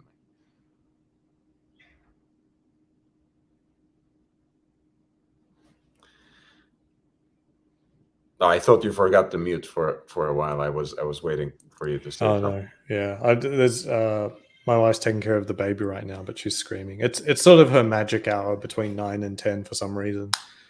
So reliable. And here's the article that came up actually, in my feed right after we were talking about that Federation of Watchmakers, Federation of Swiss Watch Industry, that we have considered. And it's a piece by Lex Stolk for Fratello Watches, and he is connecting it to basically the disappearance of the middle class. He basically says some households have fallen into poverty while others have moved up on the income ladder, and that affects the middle class watch. The richest 10% of the world's population now owns 76% of all wealth. So it's the familiar narrative. He says that those people are basically tending to get the luxury watches that are hyped up, that are um, desirable, that are sometimes, for better or worse, mistakenly or not, understood to be investments. So Rolex, Patek Philippe, Audemars Piguet, and increasingly, Vacheron Constantin, Alain Gonzone, etc. The makers of affordable middle-class watches could very well be left behind. So this is the perspective that Lex Stolk was taking on. It's a good question, because I had someone who I met at a conference in Vegas, and they're in the same company, so we can keep in touch pretty easy. So it's not like we swap numbers or anything. But he asked me a few months after meeting me, and I was wearing a nice watch during the dinner at the time. Um, and he asked me what watch he would recommend. He's interested in getting something nice. He's got his brothers waiting to go to later this year, and his budget was $5,000. And like immediately, I was like, "That's what you say. You like your budget? That should be pretty reasonable. That's a lot of money. I'm not like, there's no doubt about it's a lot of money. I just there isn't much available actually. there's not much recommending. Like considering this will be not just a fun watch, this could be his one and done potentially. There aren't many watches at the $5,000 and under level that can be your one and done. The only, especially if you're not a watch guy, and that would probably preclude Tudor. So the only And thing comes close is like a Seamaster, and if you don't like the Seamaster, guess what? There's not much else. well, I mean, the problem is also saying, like, if you are not a watch guy, if you're a watch guy, chances are that you're not going to be the one and done guy either. I'm not saying these categories True. are mutually exclusive, right? Because I know people who are genuine watch enthusiasts who may or may not have had an extensive collection of watches in the past, but certainly have had the experience of handling them, of going through the a whole, basically passion of collecting and thinking about watches in an almost life-consuming way, a passionate way. But on the other hand, a lot of the watch guys in this era of luxury watches are also collectors, to the extent that they have certainly more than one watch, and often more than three, in whatever segment, whatever price segment. Mm-hmm. So I it's like. a category. That's why I kept nodding my head, when, especially at the beginning of your assessment of $3,500, $4,000 and less. Because when someone does come to me and doesn't just ask for an entry-level watch, which I almost, as a knee-jerk reflex, send them towards Seiko almost without fail. And still, Right. even though I got better educated on a lot of independents and micro brands that sell watches, around 1K, maybe 1.5 at most. Still, my knee-jerk reaction is to send them to Seiko. But if someone comes to me and says they have, well, they don't necessarily specify a budget, let's say, but they say, okay, I have maybe up to 10K, but if you can save me some money, that's great, and I want a luxury watch. And I do usually end trying to pull them towards some of the usual suspects, as you said, and that usually ends up being Rolex. I can't deny that, because especially $3,000 to $5,000, that's a very interesting segment. I don't really know one watch to recommend. Again, that might be my own shortcoming, that would take the person through life. Because again, I do make these recommendations for a one and done. I don't want everyone to become collectors, because I don't think it's really healthy. I think most of Tudor's lineup is there. It's just no one will know the brand, and it will not be something that they're passionate for. So much of their important watches are really heritage based, which they're not really going to have a concept for. Now, you could educate them, and certainly on a purchase this expensive, even $5,000 and under, does warrant that kind of research. And I could see someone, after doing a little bit of cursory understanding of the Black Bay 58, they could end up doing that. It's just not the easiest sell. It's just not the easiest thing to say, okay, that's totally a one and done there.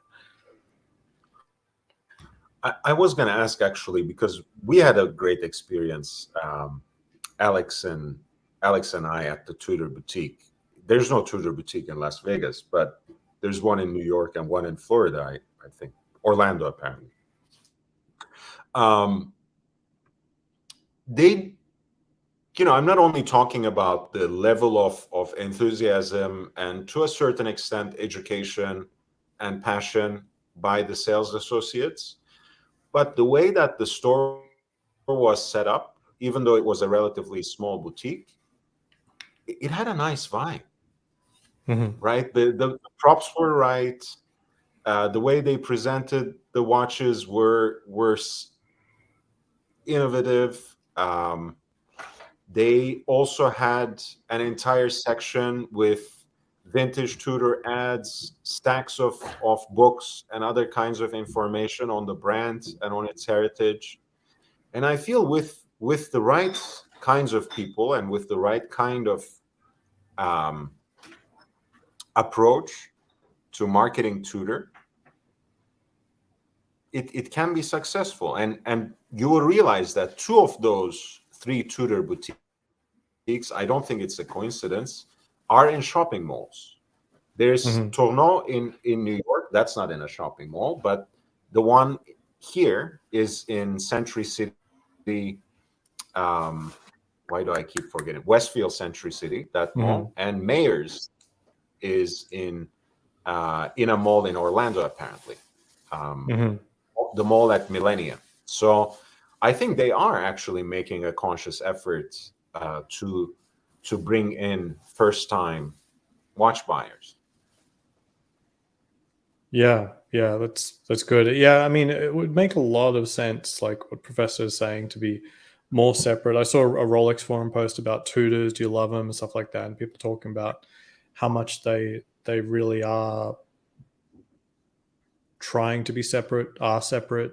You know, you can have your opinions on that, but it does help the watch industry as a whole and Tudor to be more separate, to stand on their own. Well, to be honest, again, this will probably surprise no one in particular, but honestly, when I look at the contemporary Rolex lineup and the contemporary Tudor lineup, as a vintage guy, I can count you 5 Tudor models that I'm enthusiastic about off the top of my head. And there's nothing other than a Sea Dweller 43 in steel that I'm genuinely interested in the Rolex lineup. There's a lot that I like, but nothing that I can see myself actually buying in any near future. Like, I mean, I think a precious metal Daytona on Oyster Flex is infinitely cool. Whether I want one and whether I would buy one, that's another question altogether. But I can see myself getting a BB58 in bronze, very possibly. I can see myself getting a ceramic if it exists in the BB58 form, but even in its current form, I might take a bite. I can possibly see myself getting one of their chronos. Yeah, I like the black version of that chrono. It's probably too big for me, but looks nice. Yeah, and the Black Bay Pro, I just love so absolutely. And who knows, maybe this new thing, this new model that is coming out might excite me as well. But there's already... I know a lot of people were pretty dejected at the picture that popped up. Did you want to show that, Lord, or have you shown it before? Yes, please. No, not on this stream. I was waiting for you to jump on, but we got sidetracked by the discussion. Send it to the private chat if you want, and I'll pull it up. Yeah, let me... Original. So,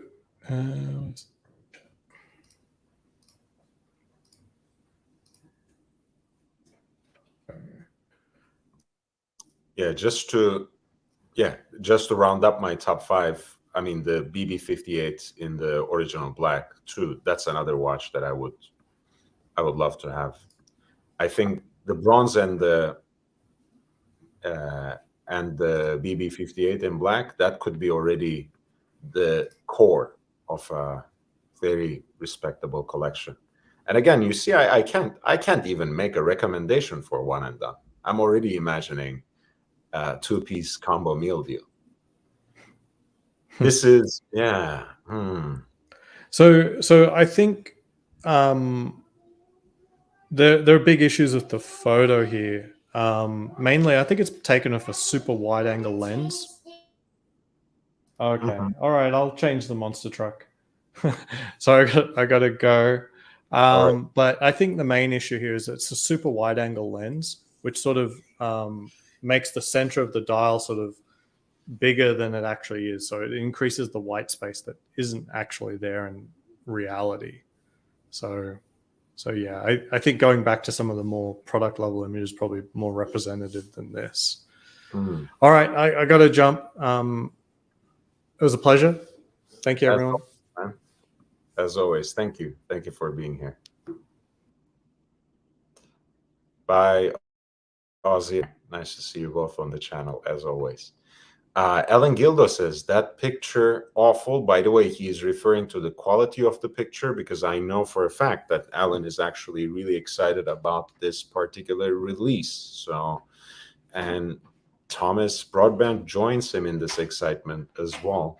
And even I might, you know, Alan knows that I'm not a huge fan of the hour hand on this design, but overall, I think it's an exciting leak. Now it's only a matter of hours before they release it completely, before we have more details about it. But this is what seems to be the new Tudor release. It's a little bit of a letdown for me because I was, in a way, expecting them to release something with a white dial, since they were playing with that imagery. Just pull it up right there.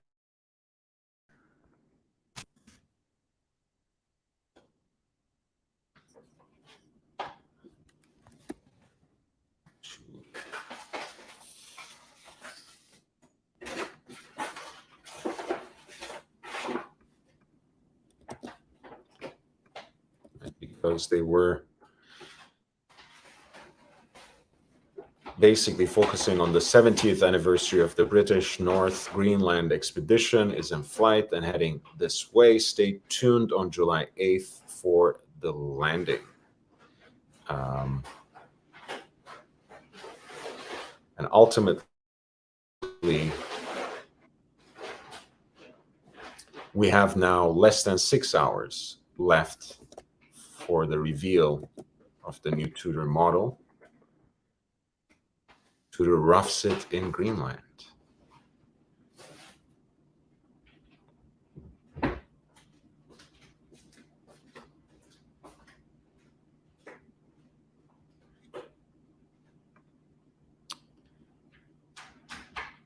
And Alan says, I need to see a better picture tomorrow when this drops.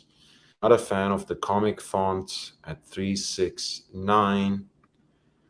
And the Ranger, the Sleeper, awakens. Thomas comments, Mr. Foss says, not real.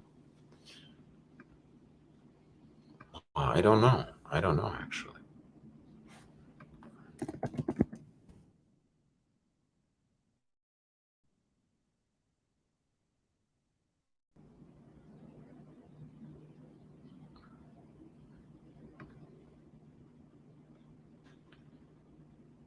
So yeah, I mean, ultimately, we still don't know what's gonna come out of this. Whether this is, in fact, the new release, I'm not even sure, because it's an interesting quality of a picture. You know, not only because of the wide angle, but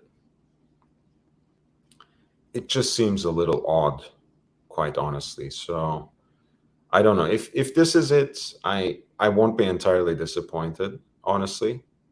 And the rumor is that it's coming in a 39 millimeter case size. And in a way, it makes sense, right? Just as Rolex eliminates an Explorer in 39 millimeter case size and gets rid of a lot of the 39 millimeter cases in its production lineup, we have something from Tudor that comes in that case size. So it makes, in a way, it makes sense. It makes absolute sense.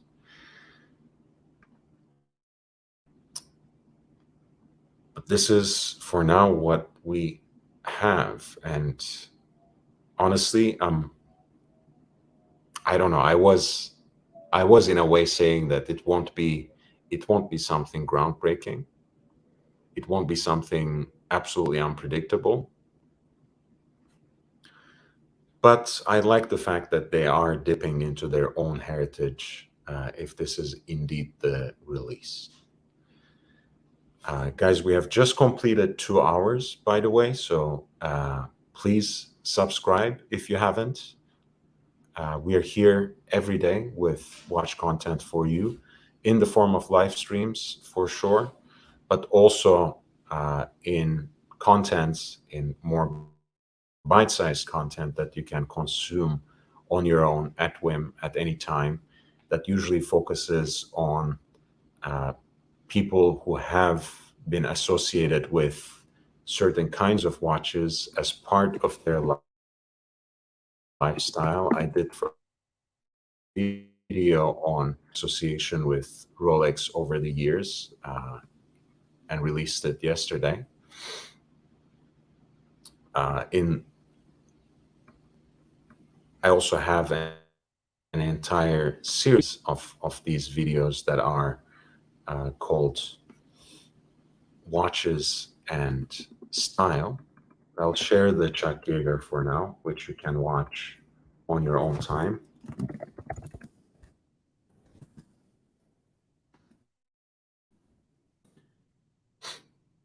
But if you're looking for this kind of watch content on a regular basis, subscribe to the channel. Again, I'll be back tomorrow with a live stream at around this time. But you can also check out the other contents from the playlists at any time. That being said, like the stream, help me get a little bit more exposure. Share the word, share the link on other platforms. That is of great help to me as I'm trying to make my way to 1,000 subscribers. Because ultimately my goal is to get this channel monetized so I can get the ball rolling, keep it self-sustaining, keep it independent. It's very important for me to be able to create this sort of informative content for you on a regular basis. So if you want to contribute before the channel gets monetized so I can dedicate more time, you can always do that in any of these three ways. I have a PayPal account that's connected to my primary point of contact, which is lordhellespontv@gmail.com. That's lordhellespontv@gmail.com.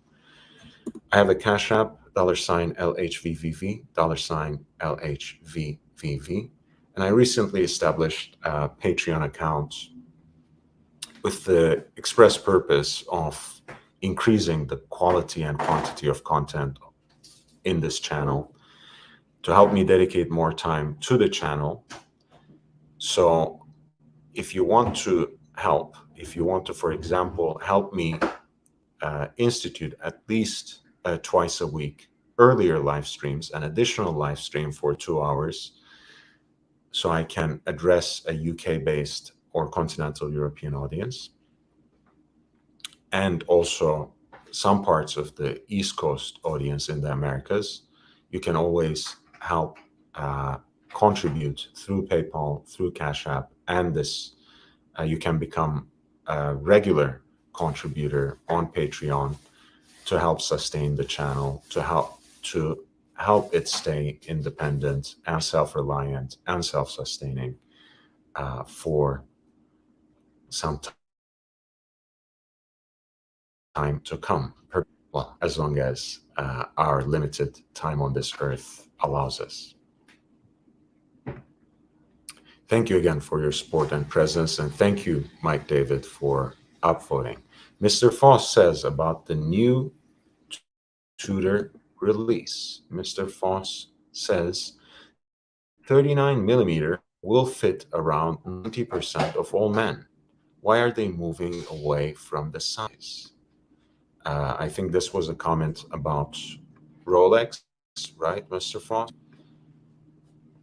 I don't know. Honestly, I don't know what kind of market research they actually have conducted on this in particular. One of the most interesting things I've listened to in recent time about this is actually the lecture that Mark Cho gave to the Horological Society of New York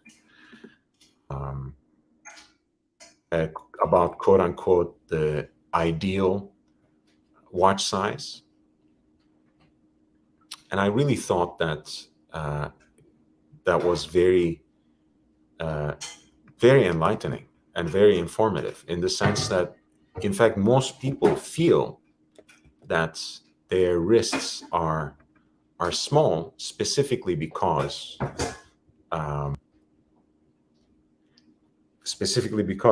most of the watches are too big, right? Because there was a trend toward bigger watches, especially in the 90s and in the earlier part of the, in the first decade of 2000s.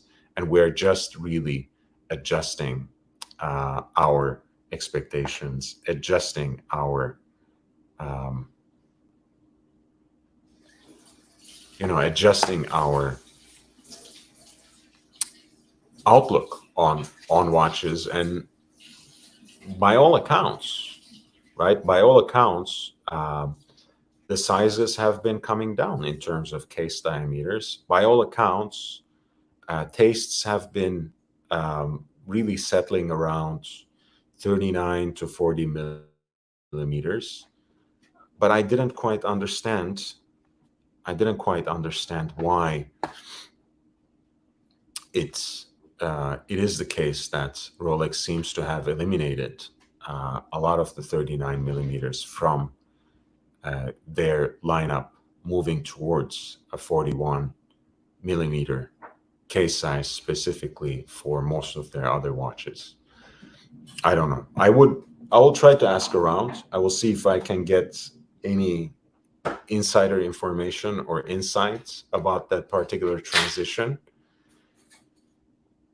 But ultimately, Mr. Foss, people are getting bigger. No judgment implied by that statement. And the tastes have been really ultimately pulling up the classical proportions of watches by a magnitude. So, what was once an oversized watch, right? When you look at the Type 20, for example, right? That's that iconic aviation-related chronograph, right? That was commissioned in the 50s. The Type 20 specifications more or less settled around 38 millimeter for the case size of that chronograph. And that was supposed to be, again, an aviation chronograph, right? That was a pilot's watch, big watch. And nowadays, I mean, a 41 for a chronograph seems to be the average size, and most of them are actually bigger. Right. So ultimately, I think that's why Rolex has moved to 41 as well. I think for quite some time, that's where the numbers will settle, more or less. That's where we will stay. But I also mourn the disappearance of 39, because ultimately, even though Rolex has been propagating this idea that most of the sports line has always been 40, the vintage sports models, for the most part, from that purple patch, from the 60s all the way until early years of the 2000s, they were mostly closer to 39 than 40, if you ask me. Certainly in the 60s and 70s, what was the Rolex Oyster professional case, that's more like a 39 than a 40, as they advertised in the ceramic bezel, maxi dial, super case era. Mitchell Poirier, greetings. Hey, welcome back to the channel, man. Is this the new Tudor Ranger? This is the leak. This is, in fact, the leak. Not bad, but why create the fake tritium look? Hey, this has been a concern for many. The so-called Fortina look, right, which is what we say when basically modern watchmakers apply, contemporary luminous materials such as luminova or superluminova to the dial to create a fake effect of patina. I'm not against it entirely. I've seen instances when it's done right.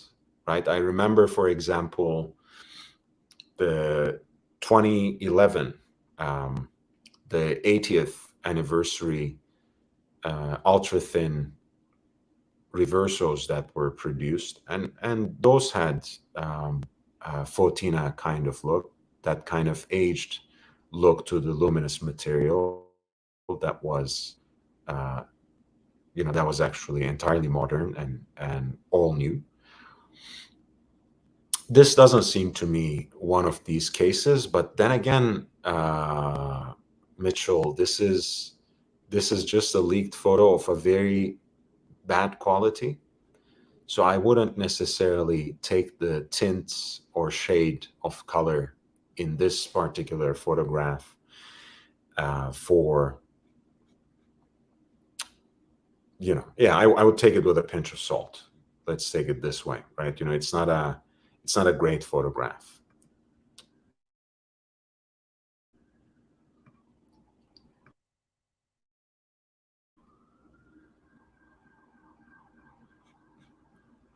But yeah, I'm not entirely satisfied with that particular photo, and with that particular visual, and especially with how it's how it seems to reflect in terms of the fake patina on the luminous material of the dial.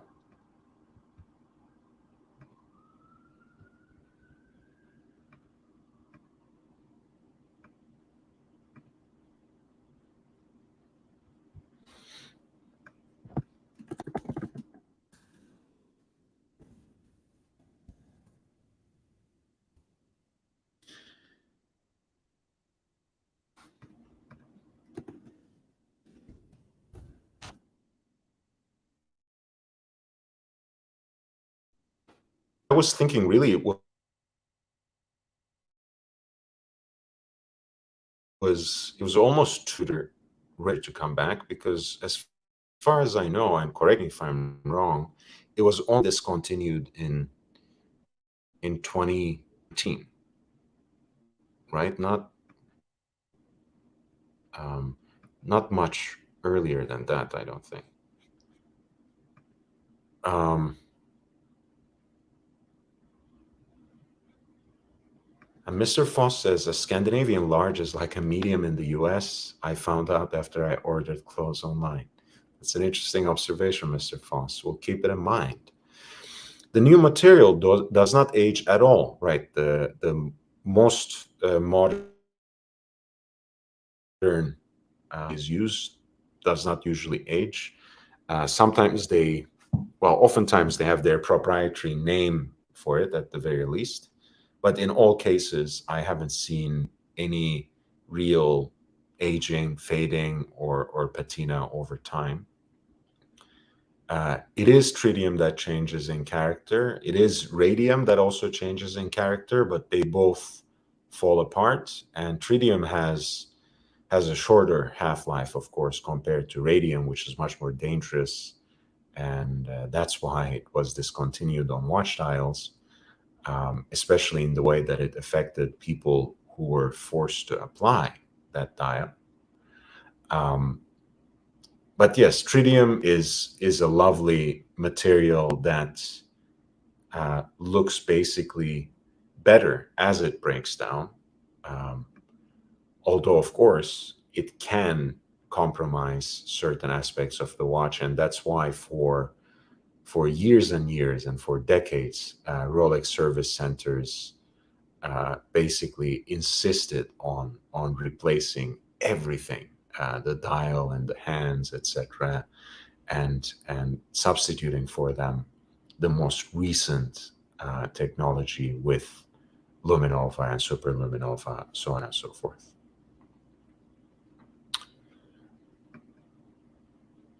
And Mitchell says, agreed, Fotina can be done correctly, albeit it's overplayed at this point, in my opinion. Seems like every new release has Fotina. I miss creativity. Mitchell, again, broadly, I do agree. I think it's an interesting trend, but look at the larger. Sorry if I'm gonna go into preaching mode for a little bit, but look at the larger state of culture, right? When was the last time you have seen a good movie that was an entirely original story coming out of Hollywood, especially. Right? They're getting more and more rare. Everything is a sequel, a prequel, a reboot, a remake. Um, Everything is a remix. Everything is a versus of someone from the 90s or from an earlier period. Everything is about nostalgia of times that we haven't even lived through, right? Originality, authenticity, and creativity seems to have been sucked out of our culture at large. So why expect it from watch companies? They're run, they're also run by the same kinds of humans. So it's no wonder, really. When it comes to Tudor, though, look, it is their shtick, right? That is the bread and butter of the brand. It is the house for modern tool watches that are built after a vintage aesthetic, but with contemporary production technologies with the tea you would expect from a watch in the 21st century. So I think by and large, they're striking a good balance. And I'm really hoping this is just the quality of the image in this case that gives this particular look, this particular tint to perhaps the color of the luminous material.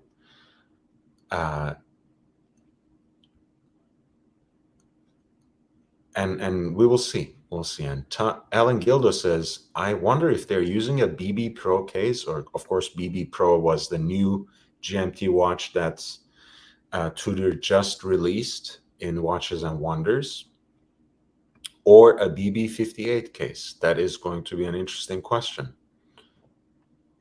Pardon me. And Tom A says, do you think it will be better made and more usable than older Explorers? Tom, that's the $1,000,000 question. I usually have a hard time explaining this because some of it is simply my unadulterated opinion that is really tinged with my passion for vintage watches and the fact that I actually wear them on a daily basis. So I think a lot of what we think about vintage watches in terms of babying them, in terms of really keeping them mostly as safe queens, and thinking that they are really not meant to be worn, but really cherished as keepsakes. I think it's a little bit overblown. Look, with a 1016, right? That's one of the iconic 4-digit Rolex watches, and also perhaps the Rolex Explorer at its best. You have that on a bracelet that still has life, or a bracelet, an oyster bracelet, let's say, that has been professionally restored. I don't see why you shouldn't be able to wear that Explorer every day. Now, would I wear it hiking? Would I wear a 4-digit Explorer hiking on a regular basis? Would I wear it to the gym?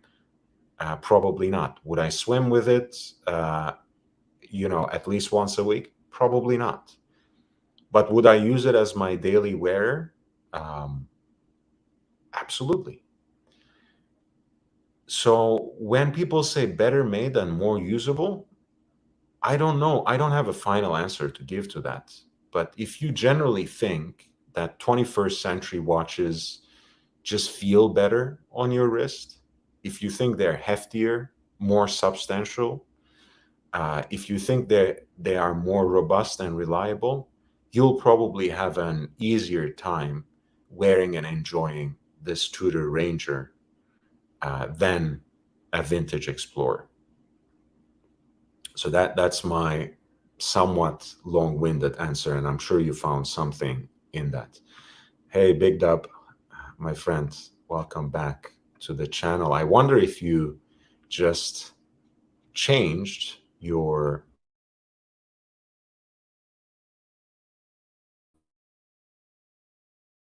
avatar as you. Um, let me see. Let me see. I need to look, guys, for the interruption. Tudor. These are the original Ranger hands. So I'm guessing. Oh no, that is Watch Nicholas. He changed it. He changed his avatar back. Nice to see you, man. Nice to see you. New hands for Tudor. These are the original Ranger hands. When Ranger was last in the Tudor lineup, these were the hands used.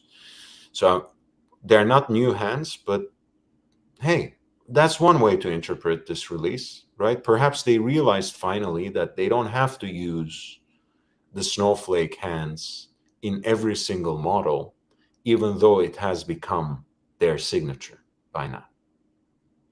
Wristwatchholic says, will you stream until the official Tudor release tomorrow? Should I? Maybe I will.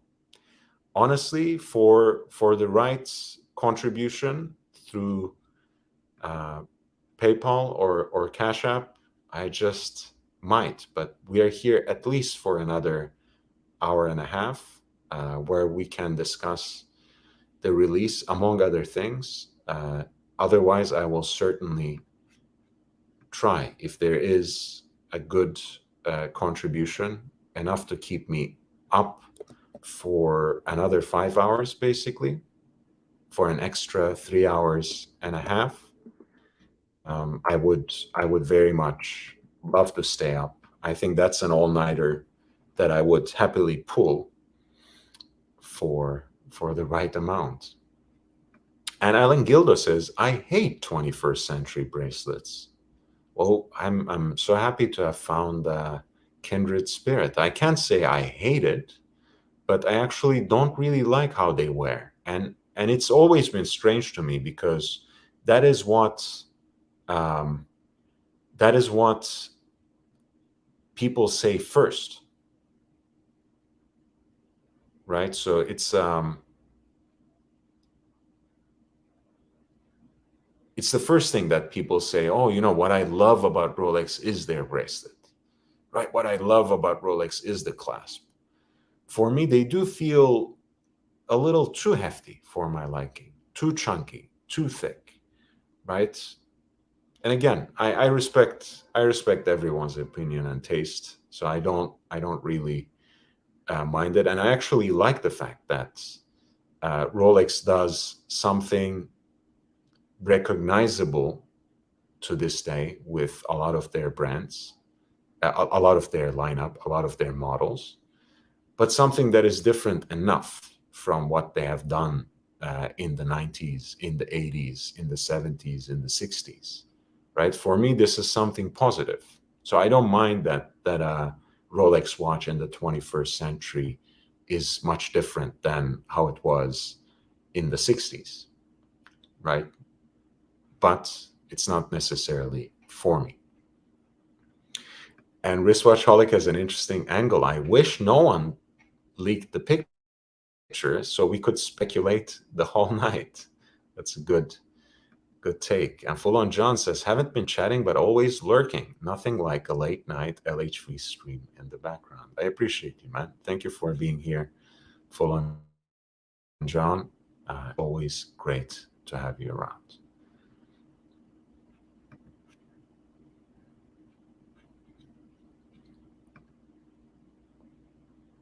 Yeah, so one angle that we can take on this release, and you might remember that I have usually taken Tudor to task about their excessive use of the snowflake hand.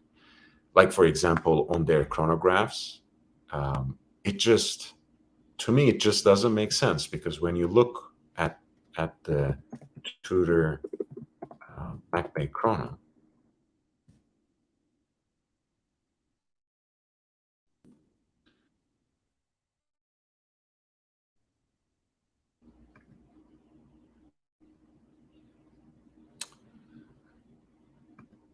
You basically have even what I consider to be an oversized snowflake hand. The snowflake hands in the current Tudors are certainly bigger uh, than what they were in vintage Tudors. And you have our hand that keeps blocking for good stretches of time the two registers, the 45-minute totalizer as well as the running seconds. So for me, that's a little, that's a little strange. That's a little strange for a chronograph. As you know, the Rolex Daytona doesn't have the Mercedes hands that have been associated with Rolex. It has, straight baton hands. So why not go with something like that in your chronograph? I never understood. And yeah, when it comes to Ranger making a comeback, which has a very distinctive set of hands, especially when it comes to the hour hands, maybe that's a step in the right direction for Tudor, right? They don't have to treat their entire lineup as this monoblock. They can actually use a different aesthetic for each model, and they can actually use, pardon me, a different shape of the hand that would be perhaps more in line with the utility of that particular model. And JB is still here and supporting. Thank you, JB.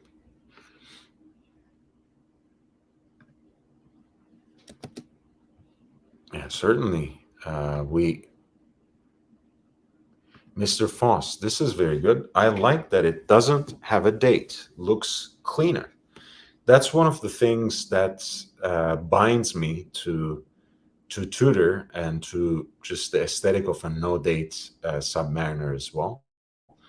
But that's what makes 1016, Sir Ian Fleming's watch as one of the most iconic Rolexes. That's why a lot of people like the Rolex Explorer, because it's such a simply elegant watch with an uncluttered, clean dial.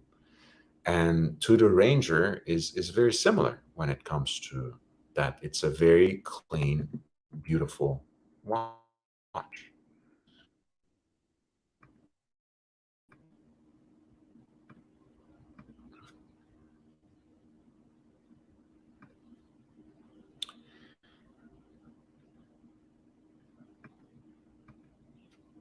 Yasha says, I absolutely agree with your criticism of the Tudor Chrono. Just consider how great of an option that watch is as a first high-end watch for someone new to watches. Yeah, I think that's a great option. Look, I mean, I wouldn't discount it entirely because of my nitpicking, right? At the end of the day, when it comes to even the tool watches, right? In an age where a lot of the functions of mechanical wristwatches have either been antiquated, if not made entirely obsolete. Of course, a lot of people wear chronographs simply because they look cool, right? This particular Panda dial is so desirable, not simply because it's a utilitarian chronograph. In fact, especially on this Panda configuration, and I don't want to talk about any other watch, but let's focus on this. This watch is less legible. It's less readable. I think it is much more. It's much easier to read in the black, and I would prefer it in the black. And I think this could be not only a great first luxury watch for someone, I think it could be also a great one and done watch, because you have something that looks iconic, that has the right aesthetic, uh, the kind of look that most people expect from a sports watch. There's a reason why the chronograph is often one of the most desirable sports watches. It has the date function, which I don't like, right? I like chronographs that have a clean dial, as uncluttered as possible, right? There's already enough going on. So I wouldn't just discount this watch for the snowflake hand, but I think I can think of so many ways that this could have been executed even more cleanly. And that's what I expect from a 2-register chronograph, right? This is already a sporty enough aesthetic that it could do really well with baton hands.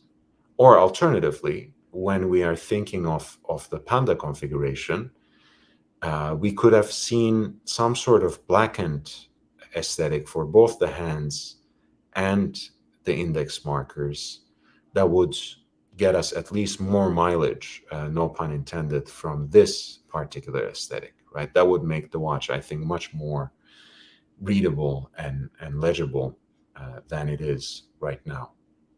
Because the hands either are in the way or they disappear. It's either one or the other, so it's not incredibly utilitarian for that reason.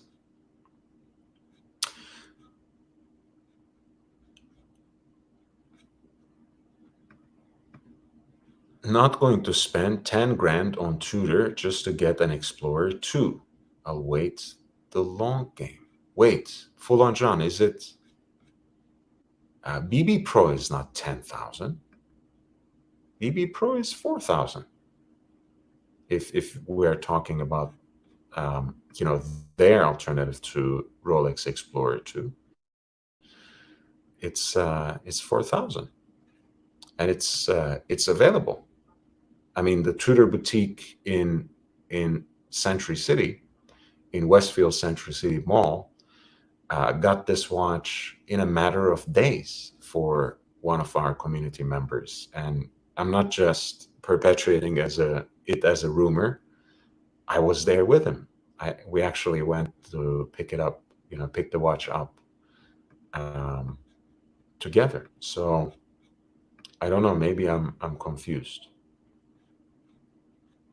Is the new Ranger going to cost $10,000? I don't know. Maybe I'm missing out on something. I didn't realize that that's what we were thinking of in terms of the price point. Still not cheap to me. Well, yeah, I think really Tudor is making its mark at that particular price segment that's right around $4,000 to $5,000. It's not cheap. It's not cheap, but I think it's a very interesting segment. We were talking about anything below $4,000 might be very hard to navigate, might not necessarily inspire in the same way, might not necessarily scratch that itch for an aspirational luxury product for some, and for others, it might simply be too expensive. Whereas Tudor, I think, today offers one of the best entry points into the luxury watches, particularly because they make very usable, very robust and reliable watches for everyday wear. And Mr. Foss, going back to the Tudor Black Bay Chrono in the white, in the Panda configuration. White on white, what were they thinking? GB Vol says maybe he meant buying both. Perhaps. What does he say? Full on John. No, I wasn't talking about the BB Pro, respectfully. I was saying they were trying to get me to buy a second Tudor for a total of $10,000 purchase history in order to most likely give me Explorer 2. No, man. No, just sit tight. Just sit tight. I think these watches are just becoming more available at ADs. And it's becoming, I think, as time goes by, trust me, we started with the Bloomberg article, right? And that was still saying the demand is still mostly there with one hand, and with the other hand, it was saying the demand is evaporating. The demand is evaporating. So it will become more and more likely to get these watches at retail. So if you have already a purchase history with an authorized dealer, respectfully say no. And again, nicely and diplomatically make sure that they hold to the end of that bargain, to their end of that bargain, which was to allocate you an Explorer 2. I was saying they were trying to get me to buy a second Tudor for a total of 10K purchase history, which is between the Black Bay 58 in blue and on top of that Black Bay Pro, in order to most likely give me Explorer 2. My father purchased the BB58 Blue for himself to establish purchase history for us at the new dealer. Then they tried to get me to buy the Panda Chrono. Yeah, they look. Here's the thing. The BB58 Blue is a great watch, and by all accounts, by your account, it looks like your father already wanted that watch. And I don't think there's anything wrong with buying watches that you want and possibly even need for your collection to establish a purchase history with a dealer. Now, if there is actually a Tudor watch that you want to buy, whether it's the Black Bay Pro or the BB Chrono in either this configuration or with the black dial, I think one thing you can say is, hey, I actually do like this watch. I would love to buy it from you. Why not consider it as a bundle when you deliver my Explorer 2? Again, I'm saying it, I'm not trying to suggest that you should in fact buy a second Tudor from them.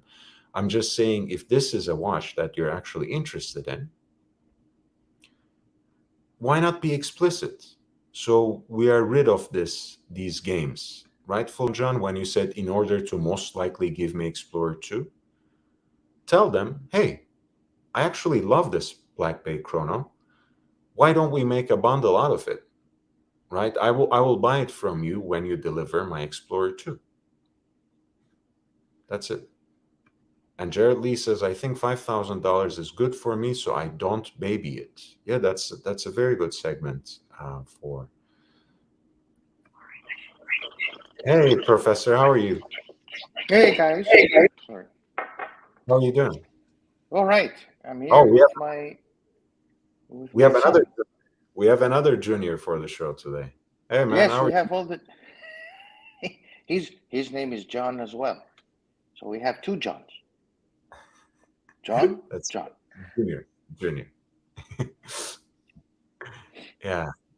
So we were talking about the potential leak about the Tudor release. Did you see this picture, Professor? I was watching it before through your show, and yeah, I haven't seen it.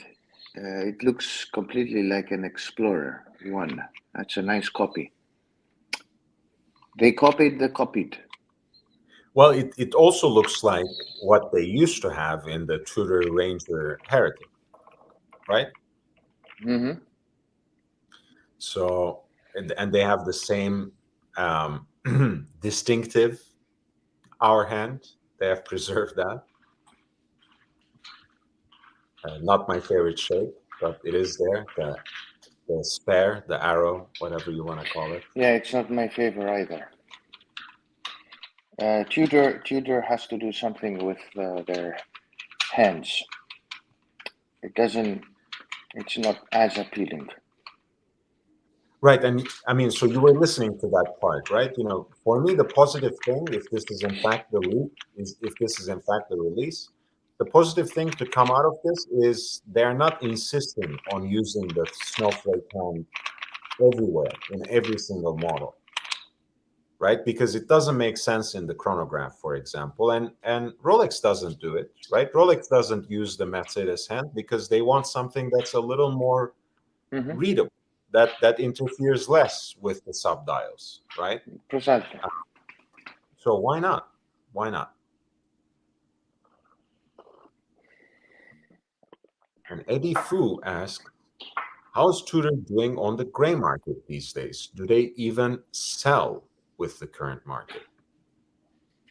Hmm. Well, I will put it like this. A lot of Tudor models, I think, for the first time in this craze, you know, in the peaks of the market we were experiencing, they became themselves allocation pieces, so to speak, right? They were hard to get at retail. They were Mm-hmm. never falling into the case, so to speak, at authorized dealers. So that was a positive development for Tudor. And again, for the first time probably in their history, a lot of their watches, at least the most popular models, the BB58, for example, were trending quite close to their value in the secondary market. Um, I'm sure that's no longer the case. I haven't necessarily followed trends at this point, but um, I'm sure they have dipped the same famous 20% from the peak, probably, Professor. You remember that number? People keep saying it's only 20%. It's only 20%. Yeah. And It's only 20%. did you read the Bloomberg article that I was sharing earlier? Yes, I did. Yes. Right.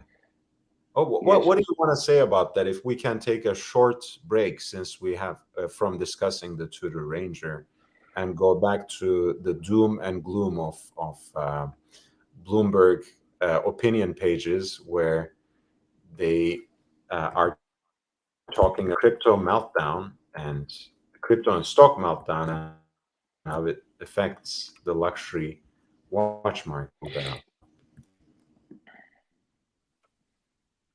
Yes. So, I mean, look, it's bound to happen. It's impossible that watches are going to remain isolated and cushioned from what is happening around the world, especially in asset price uh, deflation, but also crash. So, you know, you, it's very improbable that if if stock markets continue to go down, and stock markets have gone down more than watches. So the question comes to mind is, why did stock markets fall first and watches followed quite belatedly? You know, stock markets have been falling since the beginning of the year, in certain cases before that, in certain stocks. So why did it have to wait until April, May to see the correction starting in watches? And I think the answer to that is that because the watch market is not really a liquid market. It is quite collusive and rigged, especially the gray market. So what you see is not really a reflection of what is going on in the watch market and what should be the reflection of watches in gray markets compared to other assets. So whoever is saying 20% or 30%, and these numbers are indicative numbers, because we don't know who is the buyer and who is the seller, and there is no clarity between buyers and sellers. The buyer and the seller could be the same entity. Equally so, we don't have different variations in the prices, right? Demand and supply is extremely limited. In stocks, this is not the case. We have in stocks market players. And also we have liquidity, which is a big factor. This market, the watch market, could be controlled by the few gray marketeers who determine what is amongst themselves the selling price. So obviously they cannot keep on selling the 5711 at 230,000. There is a need to have a dip. The gray marketeers could say, well, this is not the case because we are a reflection of the truth of the market, because it is a luxury item and 5711 is traded by very wealthy people, and wealthy people still buy it. But we don't know who is buying, at what price, what is the offer, and what is the sale. These are kind of Mickey Mouse numbers that are being produced. So look, it's very similar also what's happening at auctions. Let me share this thought with everyone. Watch companies buy often their own watches at watch auctions. You do know this. Absolutely. They even, Professor, nowadays they're buying sketches of their designers at watch auctions for their archives, like Audemars Piguet has been doing with Gérard Janta's auctions. Well, Patek Philippe historically used to buy its own watches just to prop up the market, because at that time there was no gray market. And the gray market serves the watchmakers very well because it creates noise and an aspirational price, which is considered an investment for people. People buy these watches, even ordinary middle class people who usually have a tendency to buy luxury goods. Very wealthy people don't buy luxury goods as many might think. They don't.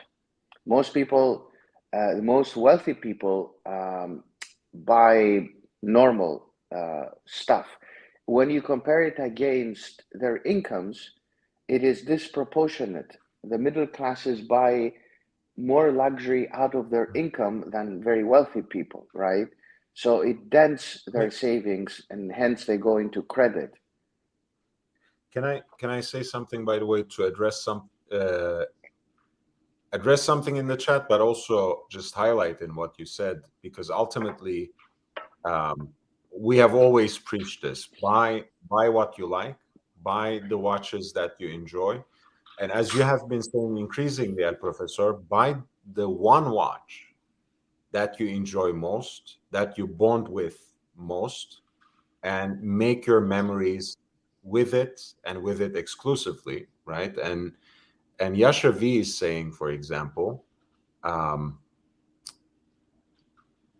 about the Tudor market prices, etc. Tudor is selling at least 33% below retail on pre-owned, and in today's market, that's a strong position. Again, we have seen such unrealistic things in the recent past that we have forgotten that anything that you buy depreciates in value out of the door, especially when it comes to luxury goods. And a 4K, 5K watch is a luxury good. So for it to retail, for it to trend two-thirds of its retail price, that's still a strong position. And Wristwatcholic says, to our point of wearing and enjoying your watches, 30% loss is like around 1,000, 1.2K for Tudor. If I can enjoy a watch for a couple of years for 1K, I wouldn't mind taking the loss. Absolutely. Absolutely.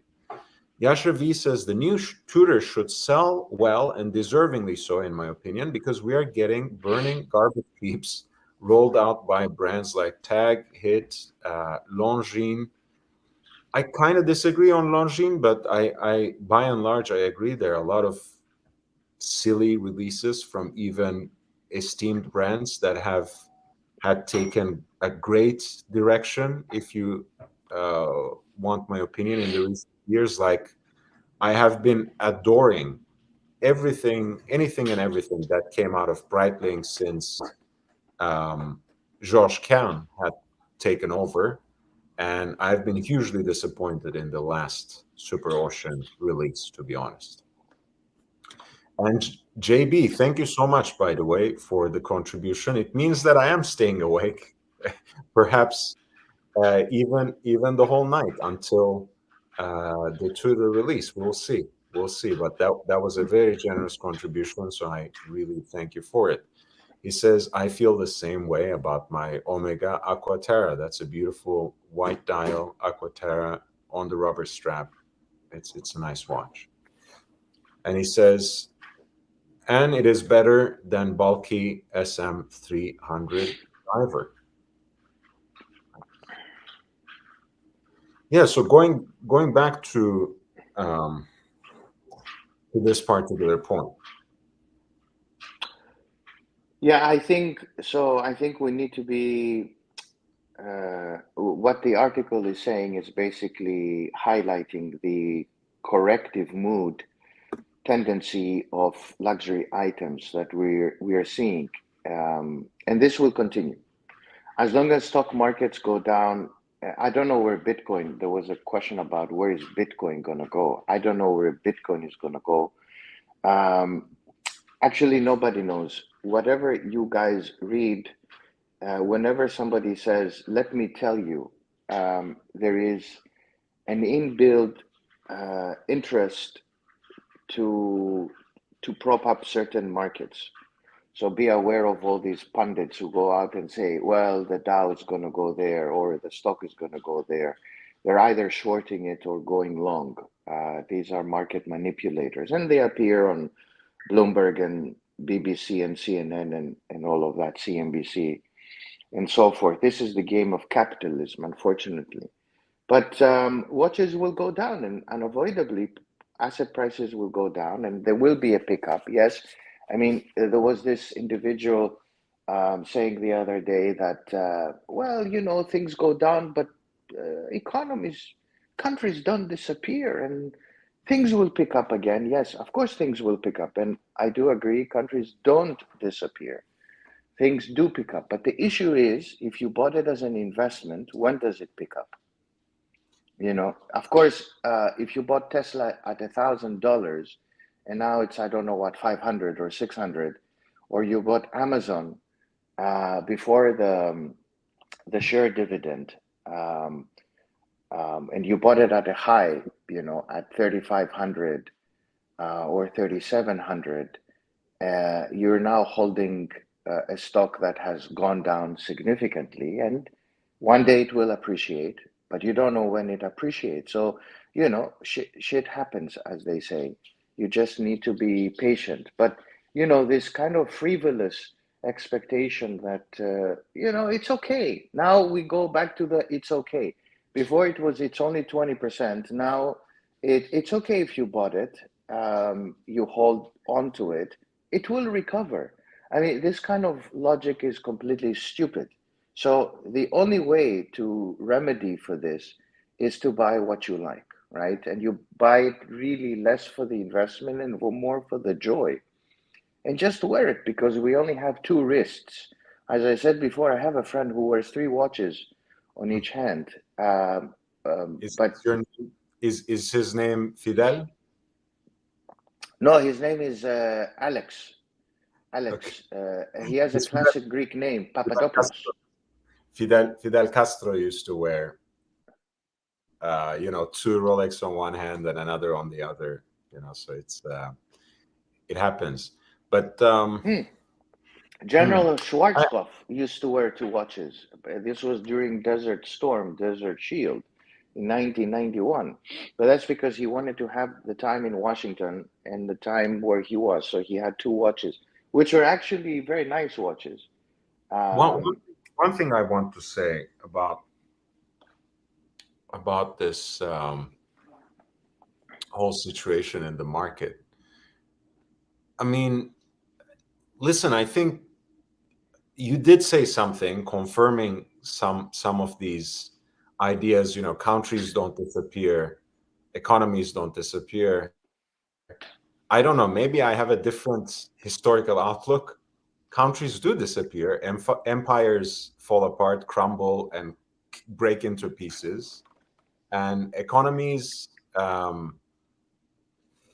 transform and move along, along different lines. Certainly, I mean, it's not. I think that's even short-sighted in a way to say countries don't disappear. Economies don't disappear. I mean, they don't disappear into thin air, but certainly political, geopolitical, and economic configurations globally change and transform. I mean, you would know more about something like that than I do. Yeah, look, I mean, countries that I'll give you an example. Lebanon, despite its problems, it kind of, well, Lebanon was never a country. It had people, but it became the semblance of a nation state out of the colonial era of the French. But it has something like 24 different religions. Despite its problems today, I mean, inflation is something like, I don't know, 400%. The banking system has collapsed. People have lost all of their savings. Horrible poverty. Like, I think it's now 70% poor people. And electricity doesn't exist. It's kind of like Nigeria, where you have electricity for at best 2-3 hours. There is no sanitation, and That's the the first country thing, is by still the way. there. That's the first thing I discovered when I went to Lebanon for the first time, because it's, in a way, it's a very glamorous country. It's almost hyper modern in certain aspects, but then I realized you have electricity only for a limited amount of time, and especially in the dog days of summer, so to speak, that was a huge pain for my acclimatized, Americanized body. It's certainly an interesting place. But you're saying, with all these problems, and of course the civil war that the country has experienced, and that in a way never quite ended completely, um, the country is still there. That is an important point. That's true. Yeah, I'll use another example. Greece, which is closer um, to the Europeans, although it has again culturally great affinity to the Eastern Med and the Arab world, no doubt. During the financial crisis of its own after 2009, 2010, it got bailed out, bailed in. It was placed on the ICU. The country is so much in debt. It's still there.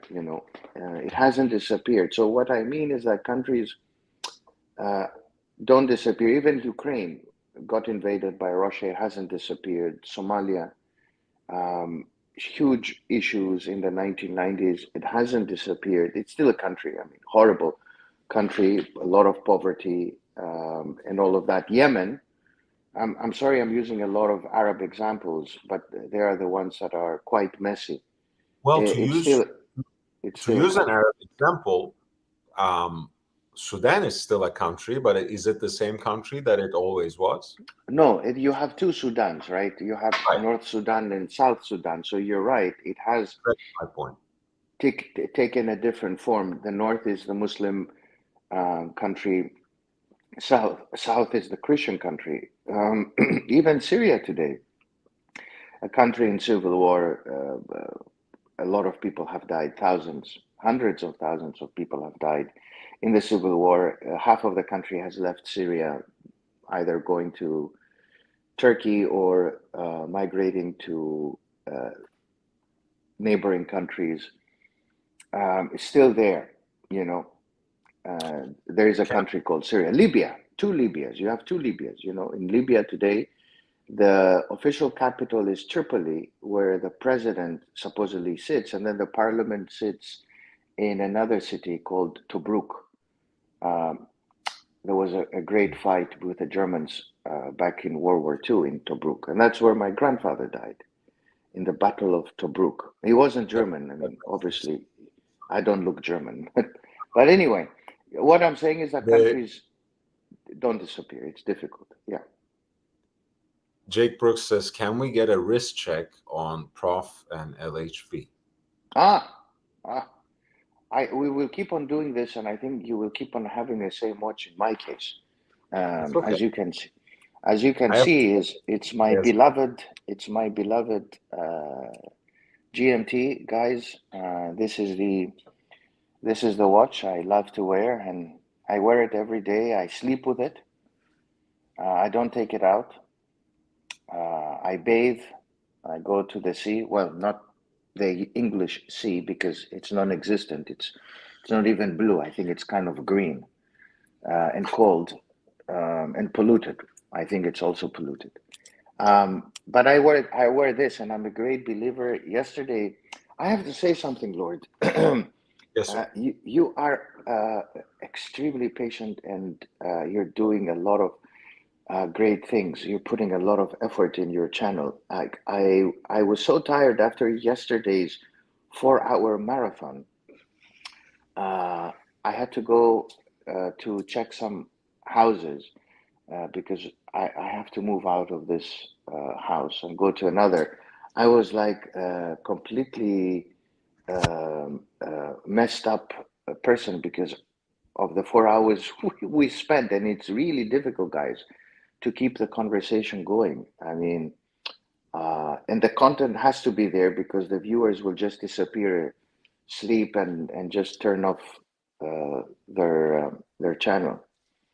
So you are very brave, and I think the content speaks for itself. If the watch flippers are watching us, that's great. So they can learn something, so that they don't keep on talking about the same nonsense of the 20% decline, and go and buy this watch because it's a great price. It's an investment, as they It say. it's an investment, and yeah. Mr. Foss really likes your watch, of course. The Well, I mean, look, about yesterday, I was really grateful that you stayed with me basically for the entire show. Ozzy is mostly there, day in, day out, anyways. Um, Another excellent, amazing person. yeah, That's really, I really appreciate him. I'm gonna,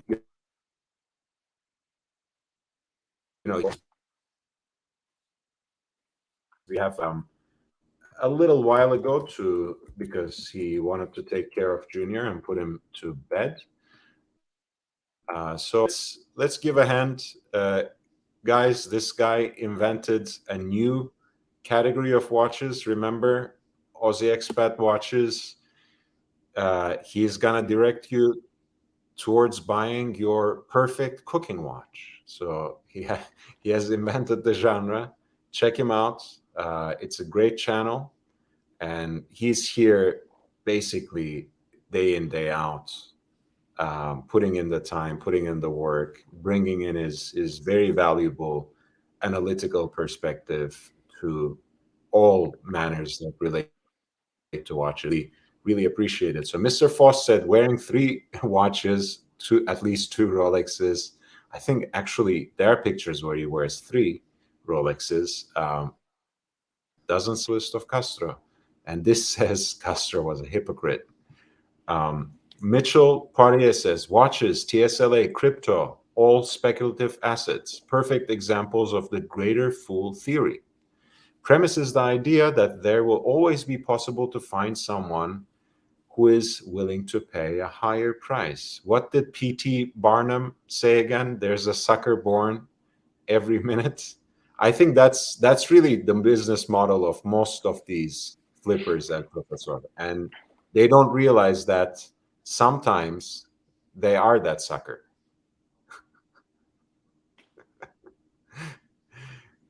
And this says, I wish I could visit Lebanon. Well, let us get you ah an American passport. We can find a way. yes, you will move from a safe passport to completely unsafe passport.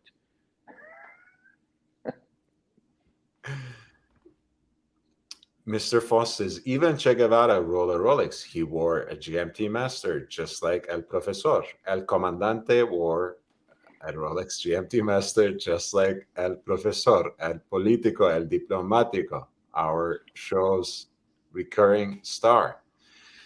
And this says, my grandfather fought in El Alamein.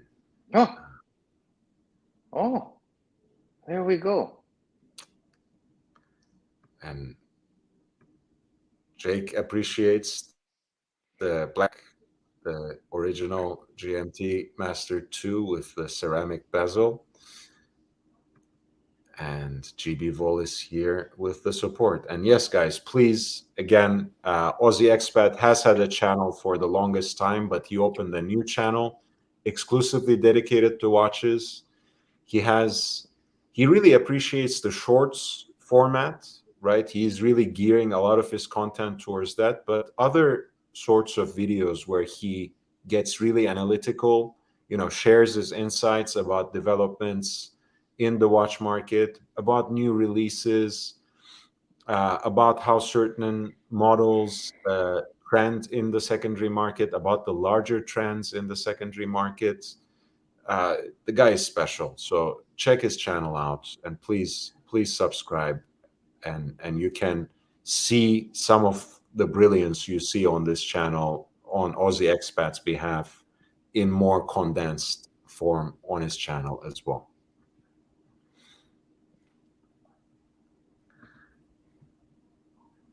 Right. Did you, by the way, I just realized that there's this thing called Subdial 50 index. Did you know about this index before the Bloomberg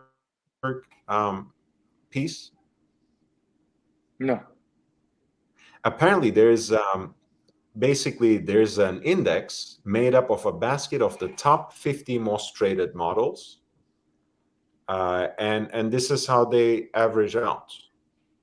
And this is what the graph presents. And apparently that's where the 20% drop comes from. That's why they keep repeating that, I think. Yeah, so all these gray market traders are watching this index. This is an index of the 50 most traded watches? Yes, supposedly. I think it's relatively reliable. But you see, where do they get their price points? They get it from, obviously, Chrono 24, right? Which is the gray marketeers platform. Because this is the most intransparent platform. It doesn't, it's just there. People could be selling. First of all, nobody knows who is selling at what and who are these people. So they could be bidding up, right? Or they could be bidding low or not bidding low, because the margin between the sell and the buy could be very small, and it could be the same entity. So there is no transparency there as well. Chron 24 is as rigged as everything else in the gray market, in my opinion. Oh, no doubt, no doubt. I think.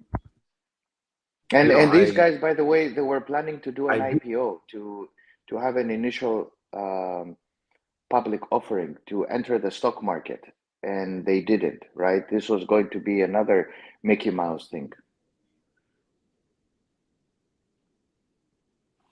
Who was entering the stock market? Chrono 24. They wanted to enter the stock market, the U.S. stock market. Oh, and they canceled. They canceled I think the offering. Subdial 50 is actually genuine, though. Jake Brooks says, no, there are historical sold price tools. That's what apparently that's what the Subdial is about.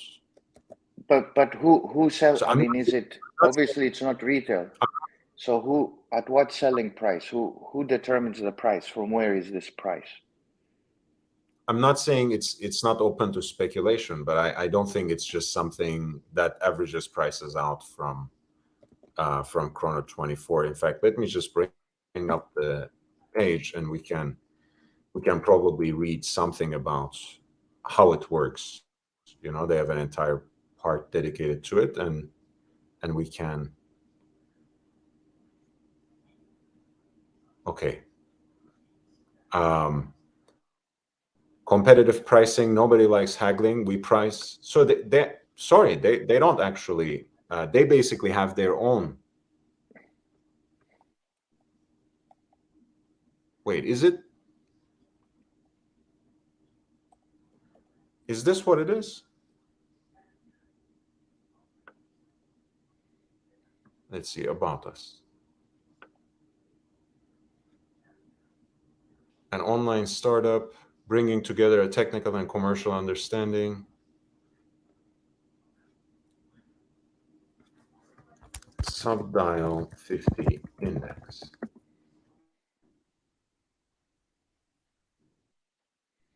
Yeah, it's a platform where you sell and buy your watch, right? Yes. So they could So be they selling and buying it as they far only as I'm do concerned. real. Yeah, they could be doing it on their own. Who is the owner of Subdial? You know, Chrono 24 is owned by Richemont? I did not say that it's not open to speculation. I just said at least they rely on established realized prices. Yes, eBay. they could be buying it themselves and selling it to themselves. Nobody knows. All I'm saying is that Professor, if we were going to apply that to stock markets, can we throw them out of the window too? I would be the first one to suggest that. Yeah, of course, because by the way, some of these platforms are.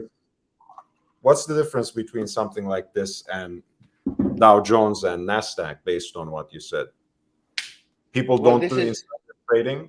People don't speculate on stock markets. No, of course they do.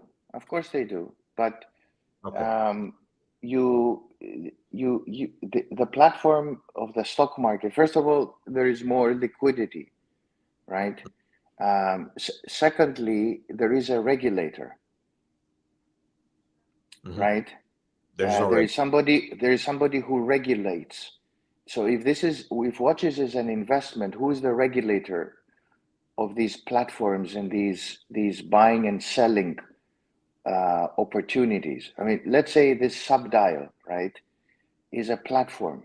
Who is buying the watches and who is selling the watches? Well, it turns out they're actually collating not only themselves, their own sales, but eBay, forums, watch charts. I want to see the data. I want to see the purchases. I want to see how they calculate. And I want to see somebody doing the auditing. And I want to see the ownership. Who owns them? Because a lot of them are owned by the big four, big five, right? A lot of these platforms are owned by Richemont, are owned by all of these players, Chrono 24 and others. You know, who owns them? Who are these people, right? So the stock market is the SEC regulates the participants, both the companies and the participants who could be infringing on, you know, issues related to conflict of interest and others. I mean, isn't there a conflict of interest between gray market and watchmakers and watch producers? Isn't there a conflict of interest between these platforms and the gray marketeers? But we don't know, right?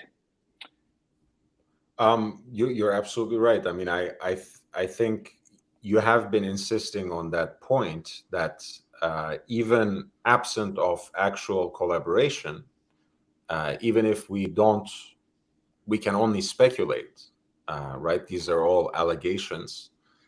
Certainly, a lot of the luxury watch brands have benefited from the gray market, right? Because ultimately, all of them have benefited, Lord. They all love the gray market because they can sell. Right. Ultimately, because it has stoked up this image of the luxury watch as an investment. So they all benefit from that illusion. I want to ask those people who have, yes. Sorry, I just wanted to welcome Christian, and Mitchell actually agrees with you. Let's read what he said.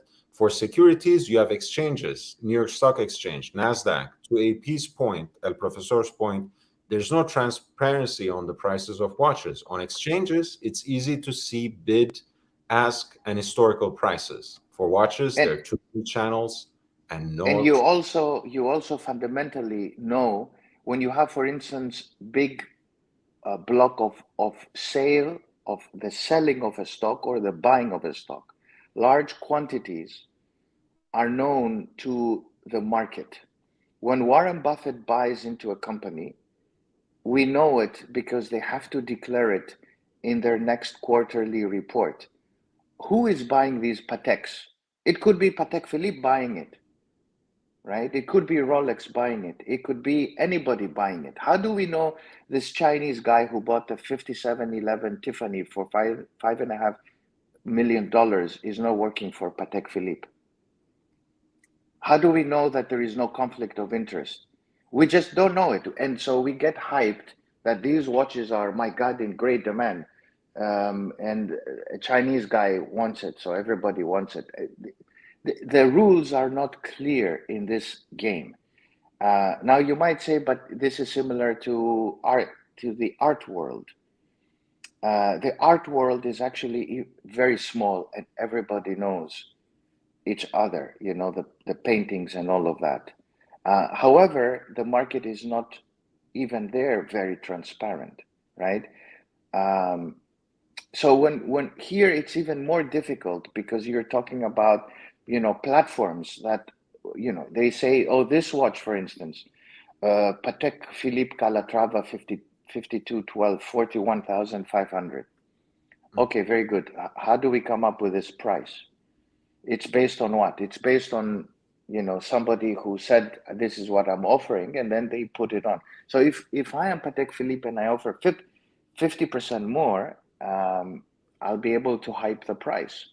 Nobody asks me a question. Who are you? Are you working? Do you have a conflict of interest? Conflict of interest is a very important element in having clarity. Now, somebody might say, but, hey, listen, man, is the stock market that clean? No, the stock market is not that clean. But we do have mechanisms to address issues. Here, it's the Wild West. Whatever you want, you and I can put up a platform and start telling people that who's checking these people? Who's the regulator of watches checking these people?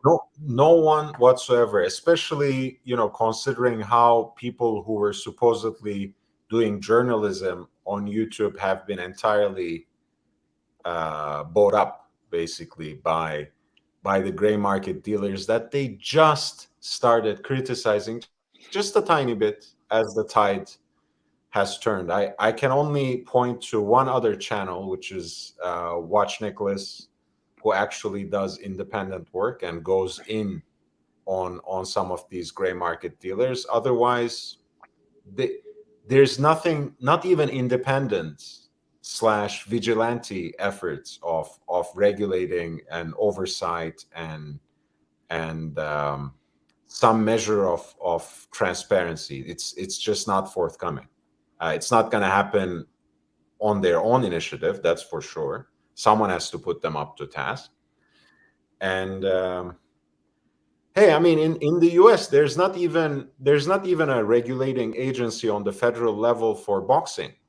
Why would we expect it for watches? There are like state commissions, etc., but there's no NFL of boxing, for example. So why do we expect something like the SSE,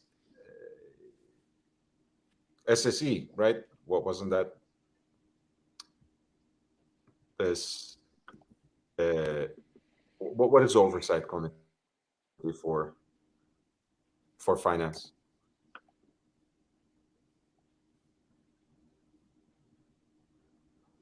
Professor, you're still there? Yeah, sorry, I didn't hear you. Securities and Exchanges, SEC, right? Is that what it is? SEC, yes.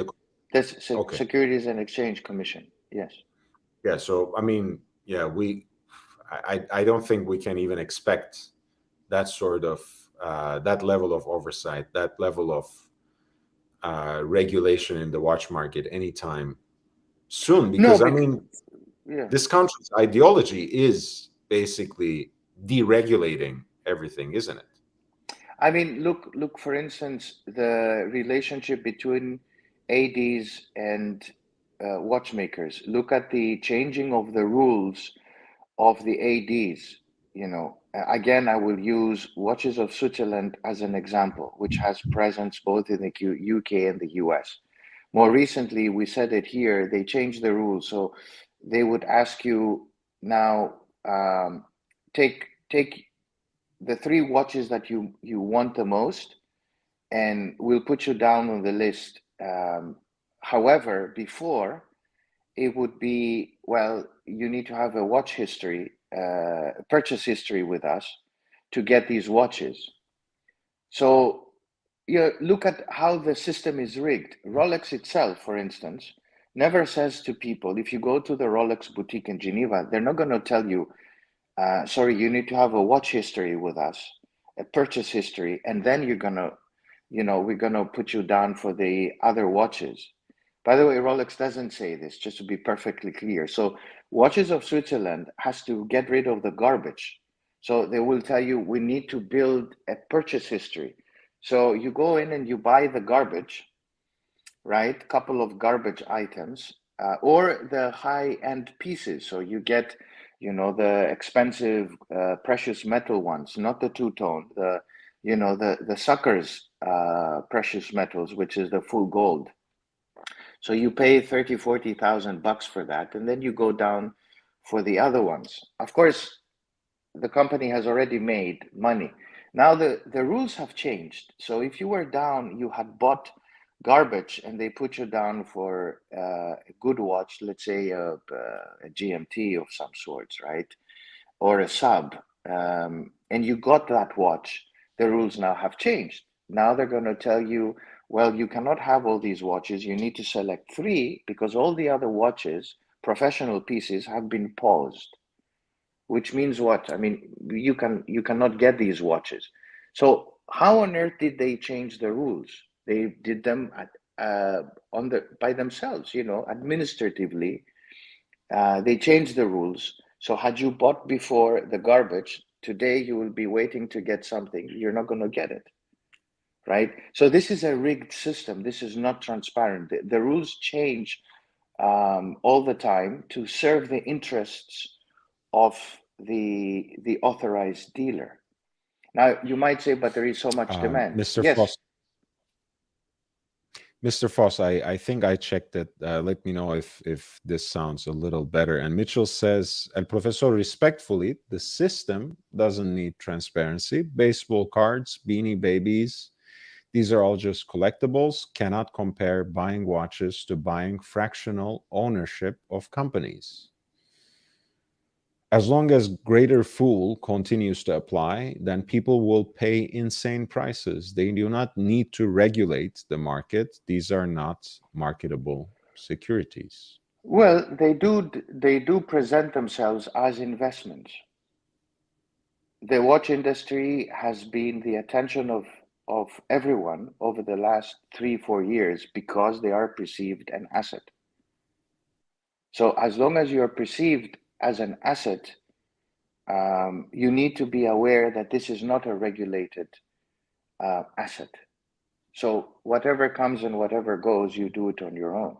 So probably that's where I would say there is a bit of an agreement. Yes, it's not like securities, but the watch industry wants to present you with the idea that watches is an investment.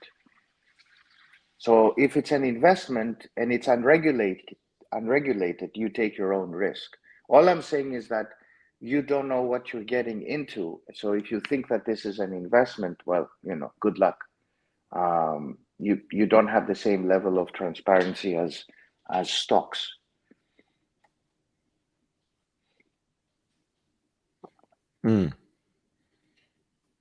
No, it's not we. I think I'm reading the point that they do not present themselves as investments.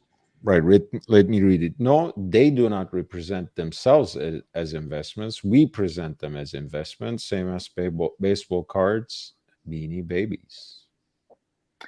Well, again, I think it's just the whole gamut of the watch world are presented. Remember, we're coming off from the highest liquidity levels we have seen in the history of the world, and the longest rallies in stock market. So a lot of this stuff uh, had to go somewhere. A lot of the extra liquidity and profits that we had made had to go somewhere. So they went into cars, they went into flats, they went into property, and they went into watches. And the watch industry, although they never claimed, Patek and Rolex never claimed it's an investment, the way they structured their business was very much like an investment, especially the authorized dealers. Um, and so the noise just got perpetuated that this is something that holds its value. And basically, it doesn't hold its value, right? That's what I'm saying.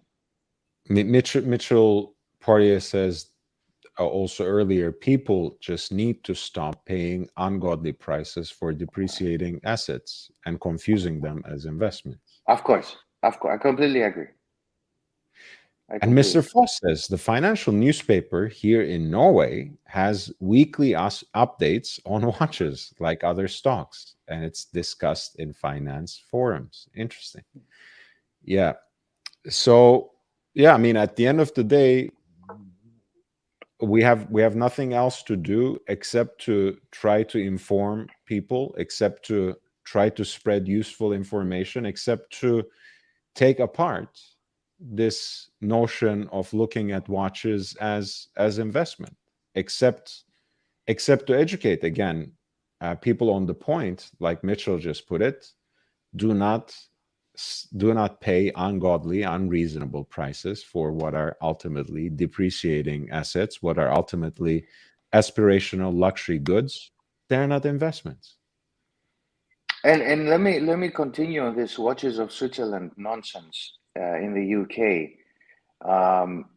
And so, so you go to they call you in and they say, okay, tell us your three watches that your dream watches. So you go down for these three watches. Now, the new system says that had you bought a Submariner, you cannot put yourself down for another Submariner. So had you bought whatever, a two-tone, you cannot go for a steel sub anymore. So had you bought a GMT, you cannot go for a GMT. So you're left with, the rest of the line. So you can see that ADs are now propping up certain types of certain models, right? This is one. And secondly, who tells me that you have been registered for these watches? Do you actually get a piece of paper that says this is your registration? And this registration is monitored by a regulator who regulates watches of Switzerland. You go in and they tell you, you have been registered. We will only sell you the three watches that you have been registered for, but you have no clue. Now, I know from friends that work at authorized dealers for watches of Switzerland. They told me that the IT system has broken down and people that they have placed on that system do not exist anymore.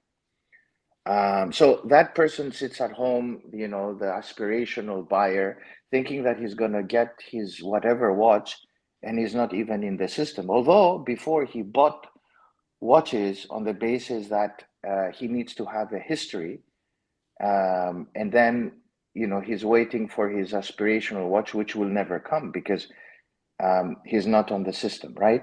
So all these things are just monkey business, guys. This is what I'm trying to say here, that the system is not clear, right? When you buy a stock, you own the stock, right? Here, you don't even know if you're on the list, what list, different rules apply. You need to buy the garbage first, and then you'll have a purchase history. And then the other thing is that purchase history for what exactly? 50% of the people who buy watches from Watches of Switzerland end up selling them immediately after they leave the shop because they're flippers, right? So what are they talking about? Purchase history. I mean, so it's really a lot of nonsense.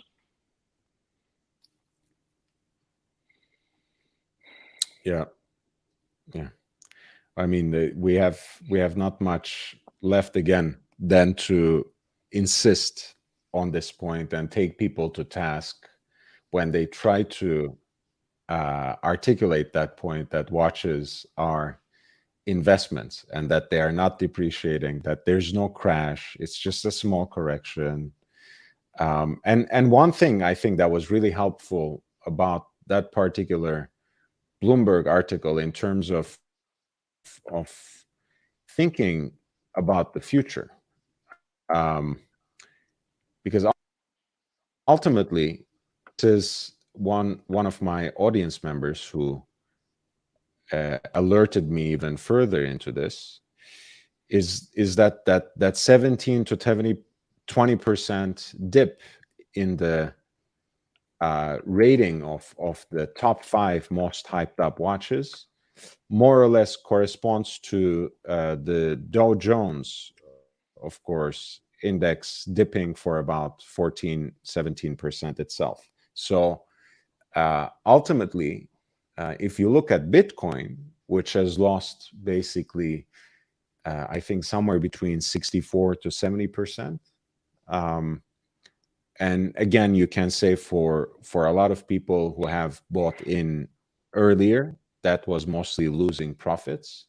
But at the end of the day, if you look at the effect of those two markets that are in meltdown mode at this point on the luxury watch market, the only way to go for quite some time is down. Because I think another observation that this Bloomberg article made was up to a third of the luxury market had thrived due to the injection of this free money that was coming through with the cryptocurrencies. So if that is disappearing, if that free money is disappearing, we can expect these prices to go down even more. So it even chips away more at the idea of watches and these hype watches as investment pieces. And the other thing is that normal average people who buy watches on the basis of investments or beauty and investment. Oh, I'm going to buy a $20,000 watch, a $10,000 watch because I'll wear it. But it's also an investment. You know, now in the gray market, this sub sells for 20,000, let's say, right? Oh my God, I made twice the money. I have twice my money here on my wrist. Great. However, you're basing that price on a gray market price, which is not clear, not transparent, and it is based on new in the box. Go and sell your watch in the gray market after you wore it, and that will be the price of your watch, not at the high point of a price that nobody knows how it was attained, and it is based on a new watch. So people think when they buy a watch that this is the value of my watch. The value of your watch is no, the value is at the point when you're getting offers from gray market people, and it will be substantially less. So today, if the sub is going for, I don't know, $16,000 in the gray market, or 15, let's say 15 or 17, right? You're not going to sell your watch for that price. You're going to sell it for probably 13, I assume, right? Or even 12, because the gray market person, needs to make a profit when he sells it on. So, and they want usually they want 20% profit, basically. So that's what it is. Jake Brooks says about the AD games, if you get the watch, play the game, but If you don't, it's just a eternal waiting room. Mr. Foss says watches can be only an investment in happiness. I Yes. cannot agree more. Mitchell says, be careful with Bloomberg. Just 8 days prior, Rolex and Patek returns beat vintage cars and Bitcoin. Bloomberg Excellent tends to point. play both sides. Again, great point. But when we look at some of these charts, some of the objective information that is included in the article, and even if they reflect what are data points that can themselves be speculated, if those more wishful, more positive, more speculated numbers are already taking a hit around 20%, imagine how far, how much lower this can go. So you're right, Mitchell. We should take it with a pinch of salt. But I think, it is also confirmation bias. Let's put it like this, Mitchell, because we have been saying these things. We have been observing these things. So to see it elsewhere, it confirms our assumptions. So I tend to highlight this particular article. But you're right. It's not revelation. It's not holy scripture. It's just a financial newspaper.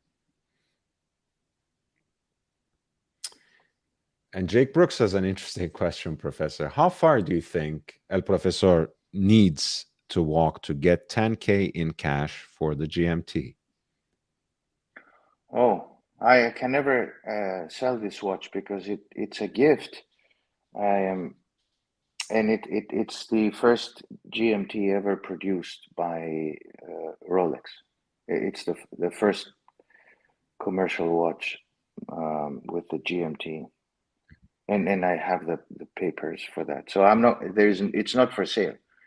I will never sell the watch. I love that you took that question seriously. I think he was basically trying to.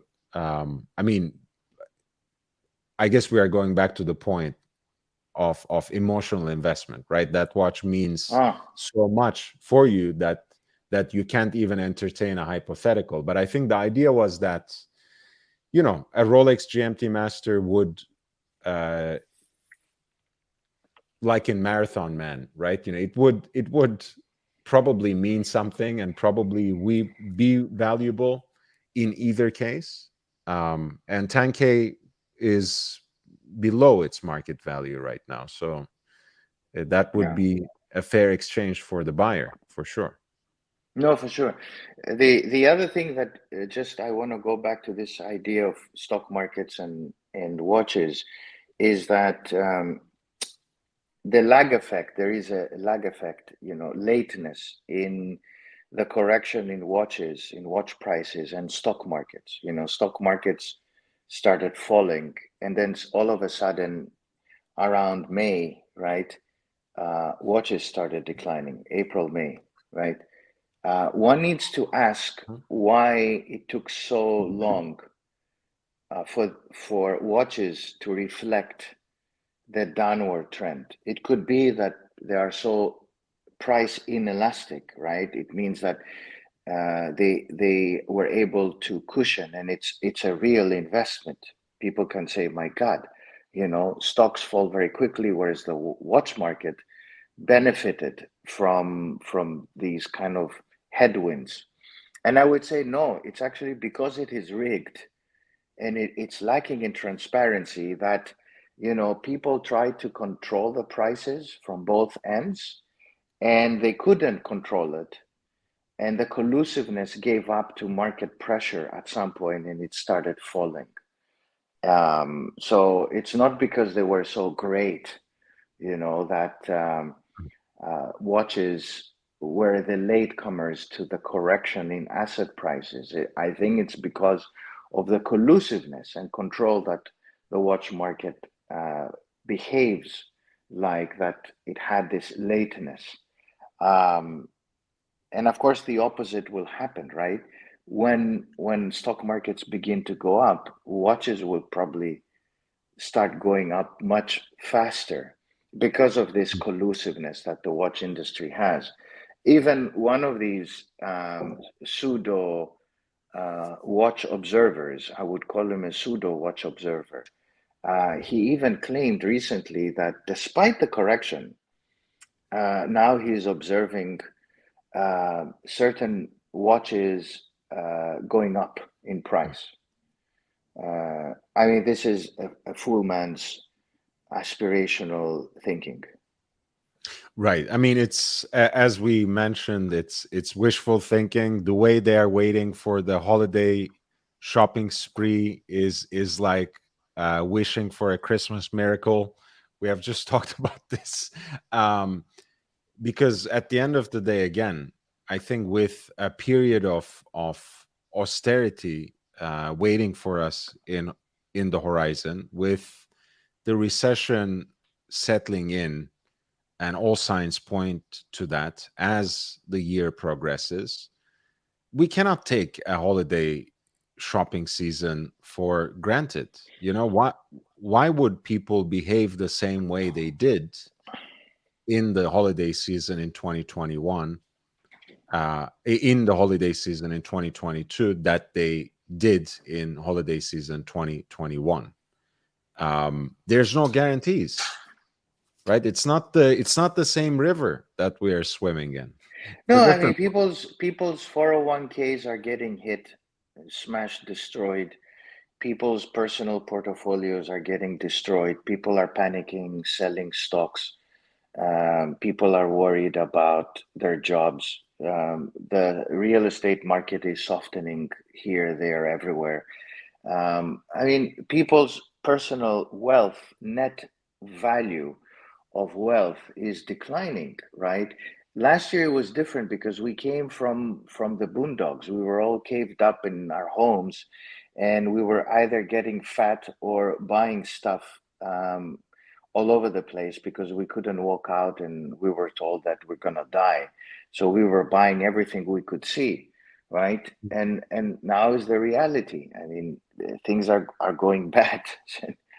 We have less money going around, so unavoidably money is going to be the big impact for that. And like you said, you know, once the unemployment numbers start rising, and that compounded with the inflation, I think it's just going to make people minimally, let's put it in the most euphemistic way possible, it's going to make people more risk averse. So it's just impossible to not see how this is going to hit the luxury watch market and hit it hard.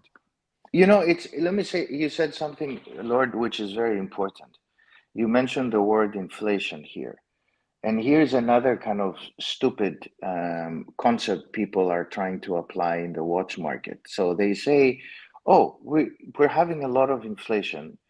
Definitely the money you have in your bank is not going to be the same amount, the same value because of inflation. You need to go and buy watches. Right. So I need to go and buy watches. And in a recession, to whom do I sell these watches? What will I do with watches? You know, people say if there is a war, you can sell your assets. No, you're not going to sell your assets at the price you bought them. They're probably going to be devalued by 95 to 99%, and you'll end up selling watches for a loaf of bread if we go into a World War III situation, right? So this is a lot of bollocks people claim. It's like this idea of gold. Gold is an asset which it's precious metal, and in times of inflation, gold goes up. Well, guess what? In times of inflation like the one we're in now, gold prices are going down. Why is this happening? Why is gold going down and it's not perceived as store of value and it's going up? You know, all of these things are created. Do not think that there is objectivity in what people say. Gold is, you know, store of value. Buy gold coins, right? In times like these, gold goes up. Or the diamonds lobby, another rigged market, like, right? They would have you believe that Buy diamonds because they're a store of value. You can carry stuff. Archie used to say, you can just wear a watch and go around. That's a store of value. Yes, depending on the crisis, it's a store of value. How many people during World War II had to sell everything they had for a loaf of bread or a bar of chocolate just to live, right? Right.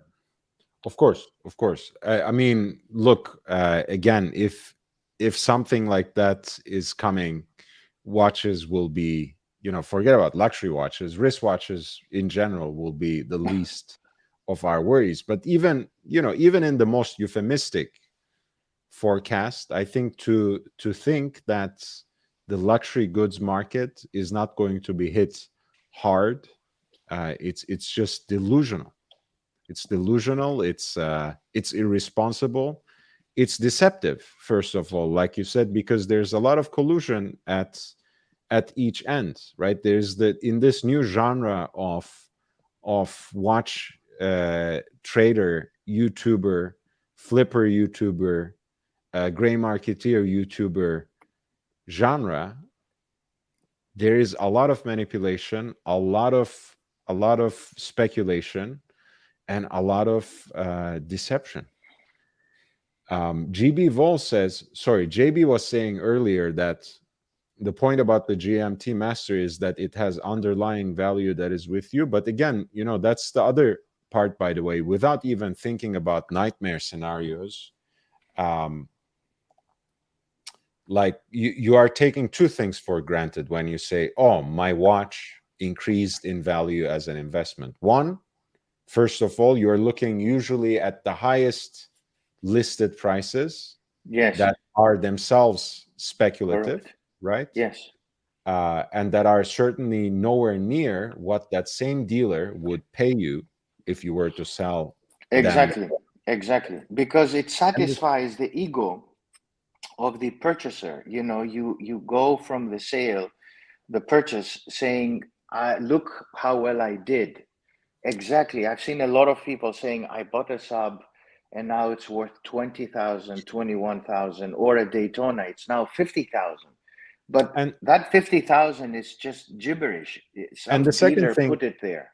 the second thing is you have not earned anything. You have not made any money, and you don't really gain this sort of free money as you would in stocks and even in cryptocurrencies from your watch, unless you actually sell it.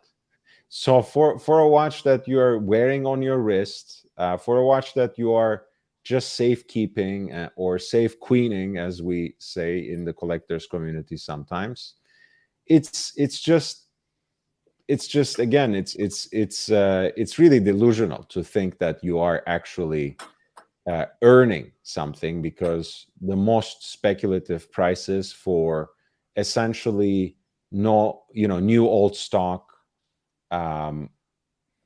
items that come right out of the vault are somehow what you're gaining on your watch. That's not how it works, guys. That's not how it works at all. So I'm not saying that certain people didn't make in this particular market a lot of money by flipping watches, but that's exactly what they did. They were just getting watches at retail and turning around and selling it for a very quick and short and relatively small profit. And they were doing that with a lot of watches. They were mostly And gaining on volume.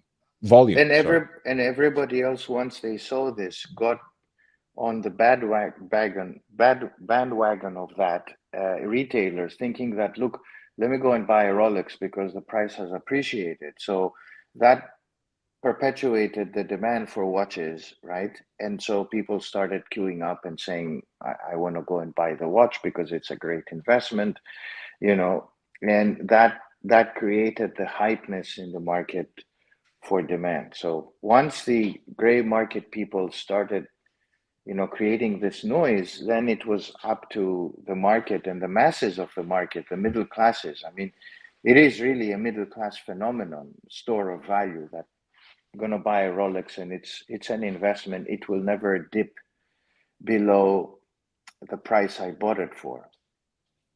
And for some time it was perpetuated. It continued, right? For some time, people said, "Yeah, this is the case. It's you bought a Daytona at 30,000, now it's 40,000, now it's 45,000. You bought Datejust at 15,000, now it's 20,000. My God, this is I've done very well." GB Vol says the most rigged market, video game skins. I know nothing about this. Skins and stickers in CSGO that cost $5 to $100 in 2014 are now $10K to $25K. And Jake Brooks says, I have some OG Fortnite getup. Could you imagine paying income taxes on virtual assets from a game? Sold my skin, GB. And GB says, JB, if you sell on Steam, you only get money usable on Steam Marketplace, but there are so many bots on the Steam Marketplace that manipulate the prices. And Shamba says, not for a small profit in some cases. That's true too. Yes, some flippers made handsome profits on certain watches, but I think most of the most vicious flippers made that huge profit on volume more than just on a single watch. I'm not saying someone did not strike the lottery on one hype watch that they sold for a handy profit, but I think most flippers actually are really in this for for a lot. I mean, YouTubers who buy watches at retail in dozens and then flip them through their YouTube channels and Instagram and sell even watches that don't belong to them on their Instagram live streams. I don't need to name these people. So, It's funny how people all make of them owe money to each other, but they're not traders, and they chase each other for money. And then you have this. I was a former watch dealer, but now I'm not a dealer. But I'm talking about watches. So what's the fascination about that? But you do you put on remember your YouTube channel the name of the watch dealer that you are trying to promote. But then you you, appear you with the remember watch dealer at you remember his when shop he as well. you remember when he came out of retirement for just one day. Do you One remember that day, trick? yes, Yeah. one day, and then you go to your buddy's gray market shop, and you just do a program there. But you're not a dealer. You don't deal. You don't get involved. But you give free advice because you have nothing else better to do, right? Shamba Basher, good morning to you as well, man. Nice to see you here. The UK is waking up. Of course, El Professor was always up. I represent the UK here. I wake up with a milkman. I think the milkman is basically just as antiquated at this point as the mechanical watch, don't you think, Professor? Actually, yesterday, while I was outside talking to you, I did see the milkman at 4:30 a.m. My Amazing. wife didn't know what I was doing at 4 o'clock in the morning in the UK. I mean, was I talking to somebody? I said, yes, I was talking to Lord. She said, were you talking to God? I said, I was talking to, but it came kind of Heresy. very Heresy. natural. I said, I was talking to Lord. She said, you have religious issues. Yes, I said, I'm speaking about watches with God. Seeing is believing. Yeah, I mean, look, it's not that still is not as delusional as some of the worst speculations of the traders on this market. So talking to talking to the Lord about watches would be quite something. I look forward to meeting my maker one day. And I'm sure he knows infinitely more about everything, including watches, than I do. So I would love to have that conversation, but not today. Not Yes, too not soon. soon, Not not too soon. soon, I Yes, hope. let's not have it soon. And JB says, have you seen a Tiffany blue OP in the wild? I've never seen this watch in real life, actually. I haven't seen it in a secondary dealer. I haven't seen it certainly in an official No, I've seen it. authorized I've seen it. dealer. I have also not seen it on anyone's wrist. Hey, I'm not trying to say that it doesn't exist. Don't take me wrong, but I haven't seen it. Where did you see it, Professor? So I saw it at a Rolex authorized dealer's window. Okay. It was a 36 millimeter. And then I saw the smaller version in the UK. What's the smaller one? 34? One notch. Was it 30? Okay. So I saw the 34. And I asked them, can I put my wife for the 34 or the 36? They said yes initially, and then they said no. So I've seen it twice, but I've not seen the 41 for sure. And it could be that it's a mirage of believing that there is a watch. You know, maybe they produce 500 of these watches, of which 400 went to gray market dealers. I don't know. You know, it's a stupid watch, by the way. The OP is a stupid watch. I wore it. I actually, and it's very light. It's very light. It doesn't have presence. My problem with I love Oyster Perpetual, period. Right? I think that was a great entry level watch for Rolex. But this particular generation of Oyster Perpetuals completely jumbled up that cognition, that they have completely effaced that recognition because they became hype watches, and that's what I don't like. And Ozzy reminds me, by the way, when they were first announced and when they first hit his authorized dealer, he just casually turned it away. When his authorized dealer said, we have this and this and this, like counted 3-4 different colors in 2 different sizes in the vault, would you like me to bring them out so you can take a look at them? He said no.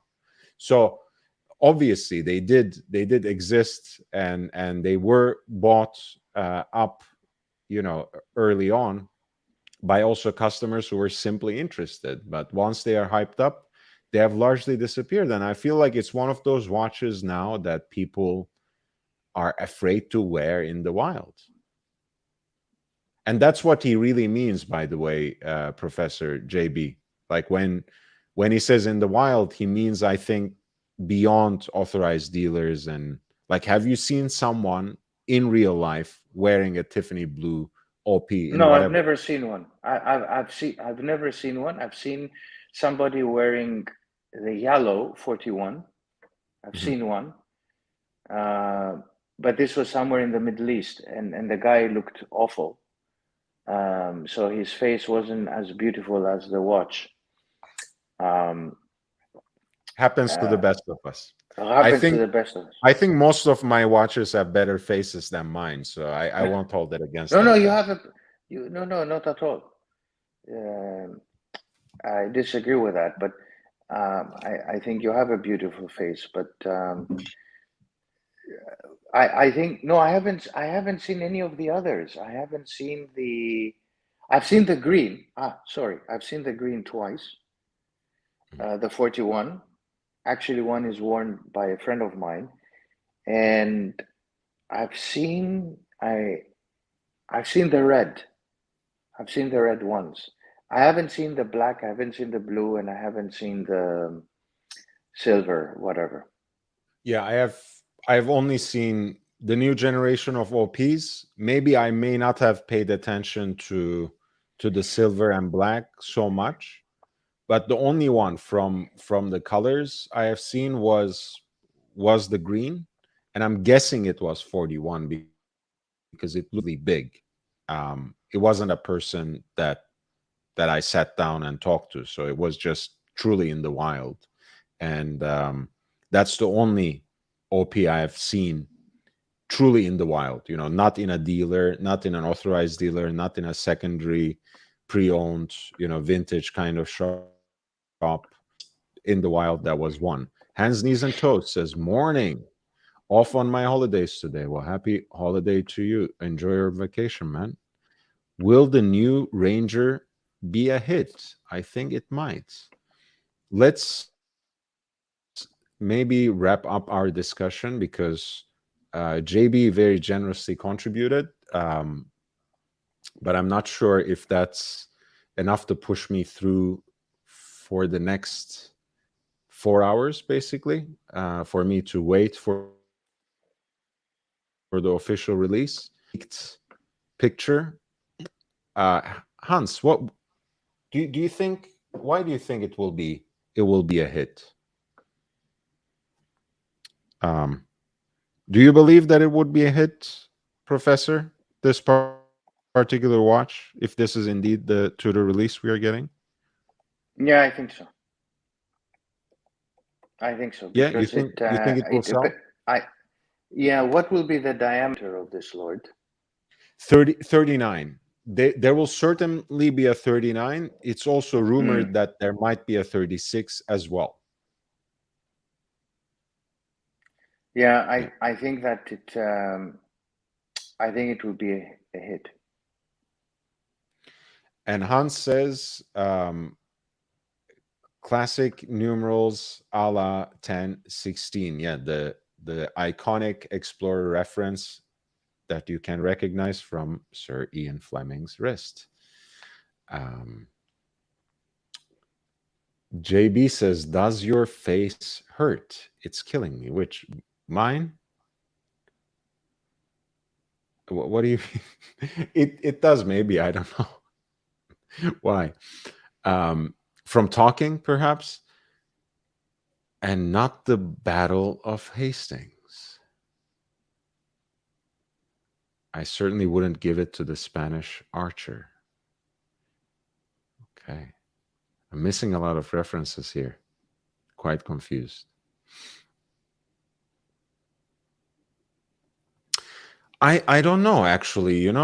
I like the fact that this new environment gives the brands to have staggered releases. They don't have to wait for the next fair or next convention, because I feel like this is the kind of watch that would have probably gotten lost in the shuffle if it came out at the same time with the Black Bay Pro, with the new quote-unquote diet root beer GMT, with everything else that was released in Watches and Wonders. So I'm glad that they saved it. I'm glad that they are coming out with it. I was expecting something either completely predictable or completely out of the ordinary. So they still managed to surprise me in reviving a model that wasn't even gone for that long.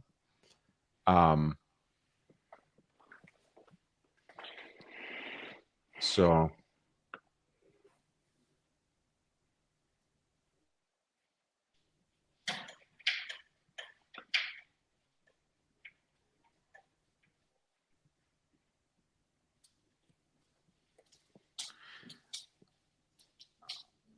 in this case, GB, I was just running the shtick.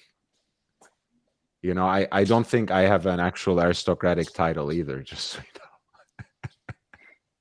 But yes, this is the watch that you will recognize on Ian Fleming's wrist. Ian Fleming, the author of the famous James Bond novels.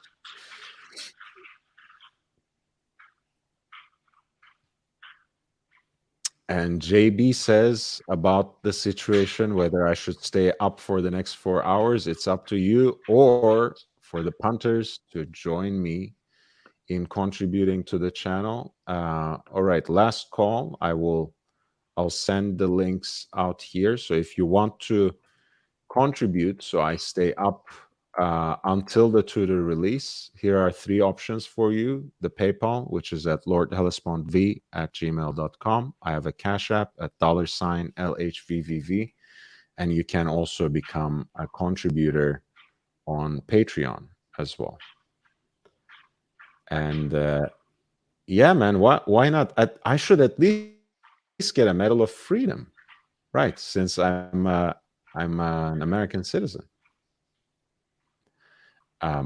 Watch Nicholas says, "Hi, JB. Nice show. Thank you, man. The Tudor looks fun. It could still be completely different." Yeah, I mean, this is a leak again. We are in fact speculating on what is a leaked picture. It looks real enough, even though it's a bad quality picture. I think it looks very charming, even though the tints of that luminous material is a little irritating to me because it's like fake patina or faux tina. Um, hey man, enjoy your holiday. Take care. Ciao, ciao, ciao. Um, but otherwise, yeah, I'm kind of taken aback because again, Ranger wasn't gone for that long, right? When was it discontinued? Let me double check. Um, yeah, it was like mid 2020, but it was a 41 millimeter case, of course. So, is it all about the case size change and an in-house movement? Is that really what we are waiting for? I don't know. But Ranger had its own devotees. Ranger represents an aesthetic of Rolex and Tudor tool watch that is simple, clean, with an uncluttered dial that can, uh, work in a number of different contexts. On its bracelet, on another kind of strap. I think it would be a great watch, but it would also be, I think, lost in the noise if it came out at the same time as some of the other Tudor models. So I do appreciate that they have uh, waited to release it. I sent you an article that made it in the local press in the UK, I in have the to read Daily it Mail. from I have to read it from the newspaper because I have no way of carrying an article from the cell phone to there. And it's titled "Why You Can't Buy a Rolex." This is from Daily Mail, so I will try to pull it up here. Let me search it. Why you can't buy a Rolex. Daily Mail.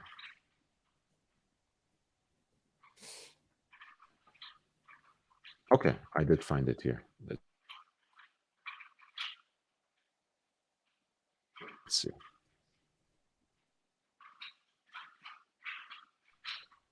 Some of my two most favorite athletes in here yet, Roger Federer and Cristiano. So experts revealed how shoppers can't just walk into the store and buy latest Rolex. Again, a very casual use of the word expert. Uh, and as if this is the kind of information that you need an expert to figure out. Wow. Yes, the Daily Mail Revelation. is not, of Explained how course, the customers most need. objective of newspapers or of high value, but anyway, it is what it is. Explained It how is kind custom of, ship with the brand, yeah, and not with the brand, by the way, guys, with the authorized dealer, they mean to say. exactly. Insiders said shoppers had to spend money to pick up less desirable models. Yeah, none of this is news for us, but I'm glad someone is educating the general public on them as well. One Yeah, customer yeah. described being told he should spend up to 100,000 in pounds sterling with the authorized dealer or with the jewelry There store. we go. So you Yeah. have to build a relationship. Buy the garbage and then we'll sell you something just to make you feel good. Who benefits from this? The authorized dealer who sells the garbage and the watch manufacturer who, can now sell all the undesirable pieces, the precious metals, because, the retailer thinks that he's getting a great value.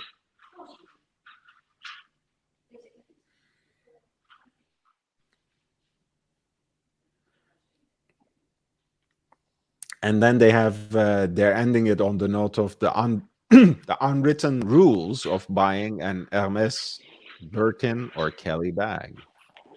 Mm.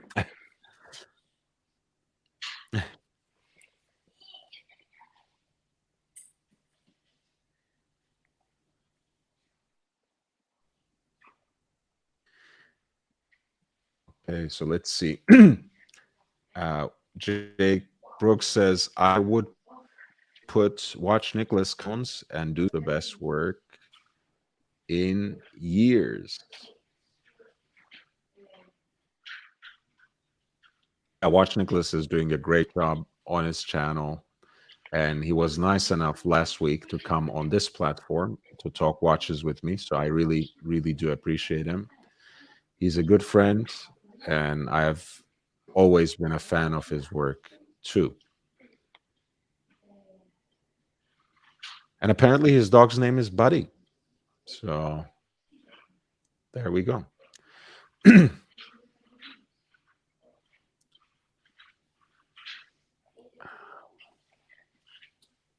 Mail Online has contacted Rolex for comment, meaning they haven't responded, right? Right. They won't get a response. Of course not. And this is the bit that is quite revealing is, here it says,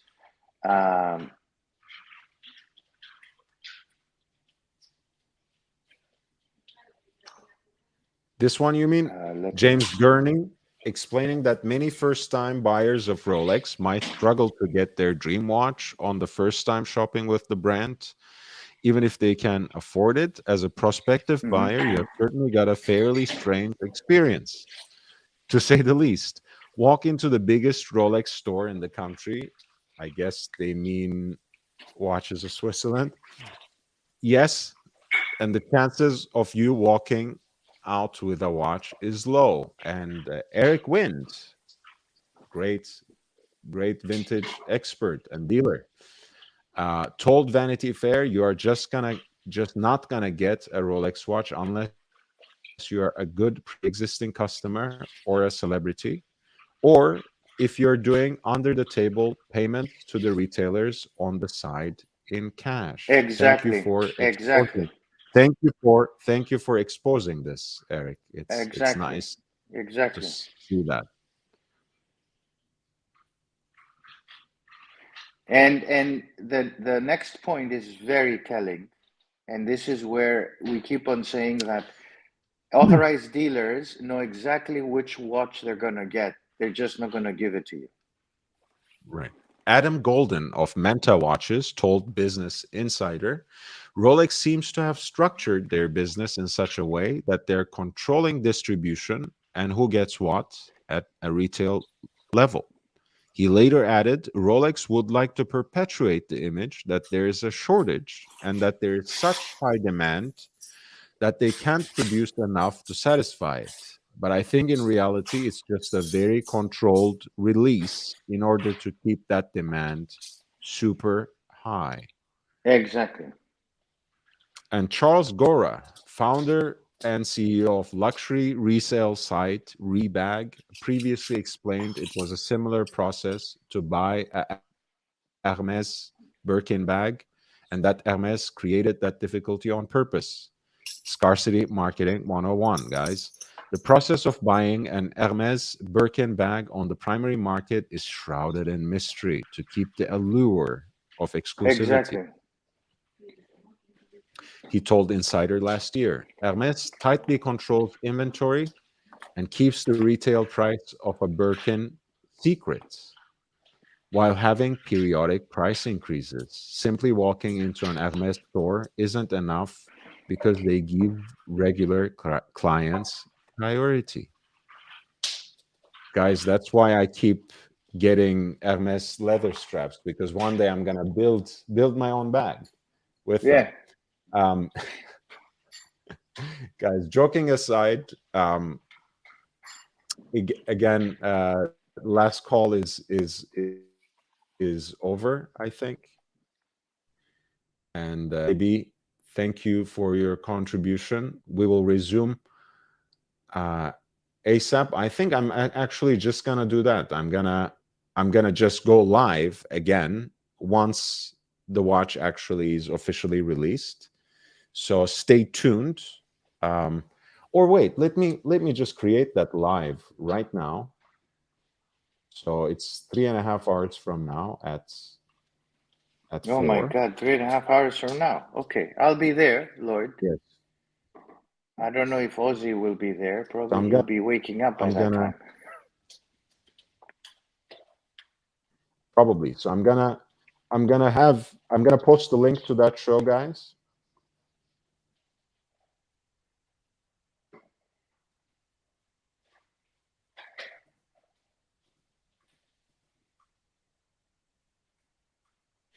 And you can join me then if I don't pass out. But I do need to clear my mind a little bit before then. So I'm gonna go and join you again in about 3.5 hours of time.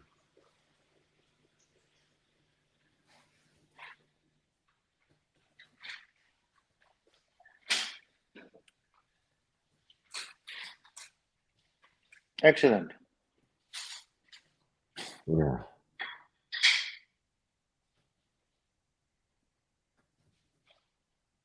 I'm just putting some hashtags, professor, so it's actually found. Let's see. Okay, it's created now.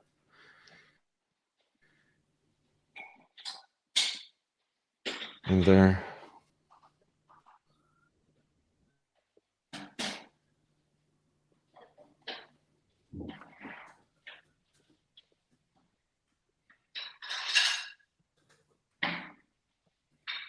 All right, guys, please upvote on your way out. Subscribe if you haven't. And if you like to contribute to the channel, you know how. It's in the crawling ticker. It's in the video description. And it is also there in the chat. I've posted the links. And let me do that again. But I'll be with you in about 3 hours' time, where we will discuss the new Tudor release. Guys, I'll see you then. Take care. Bye. Bye. Goodbye.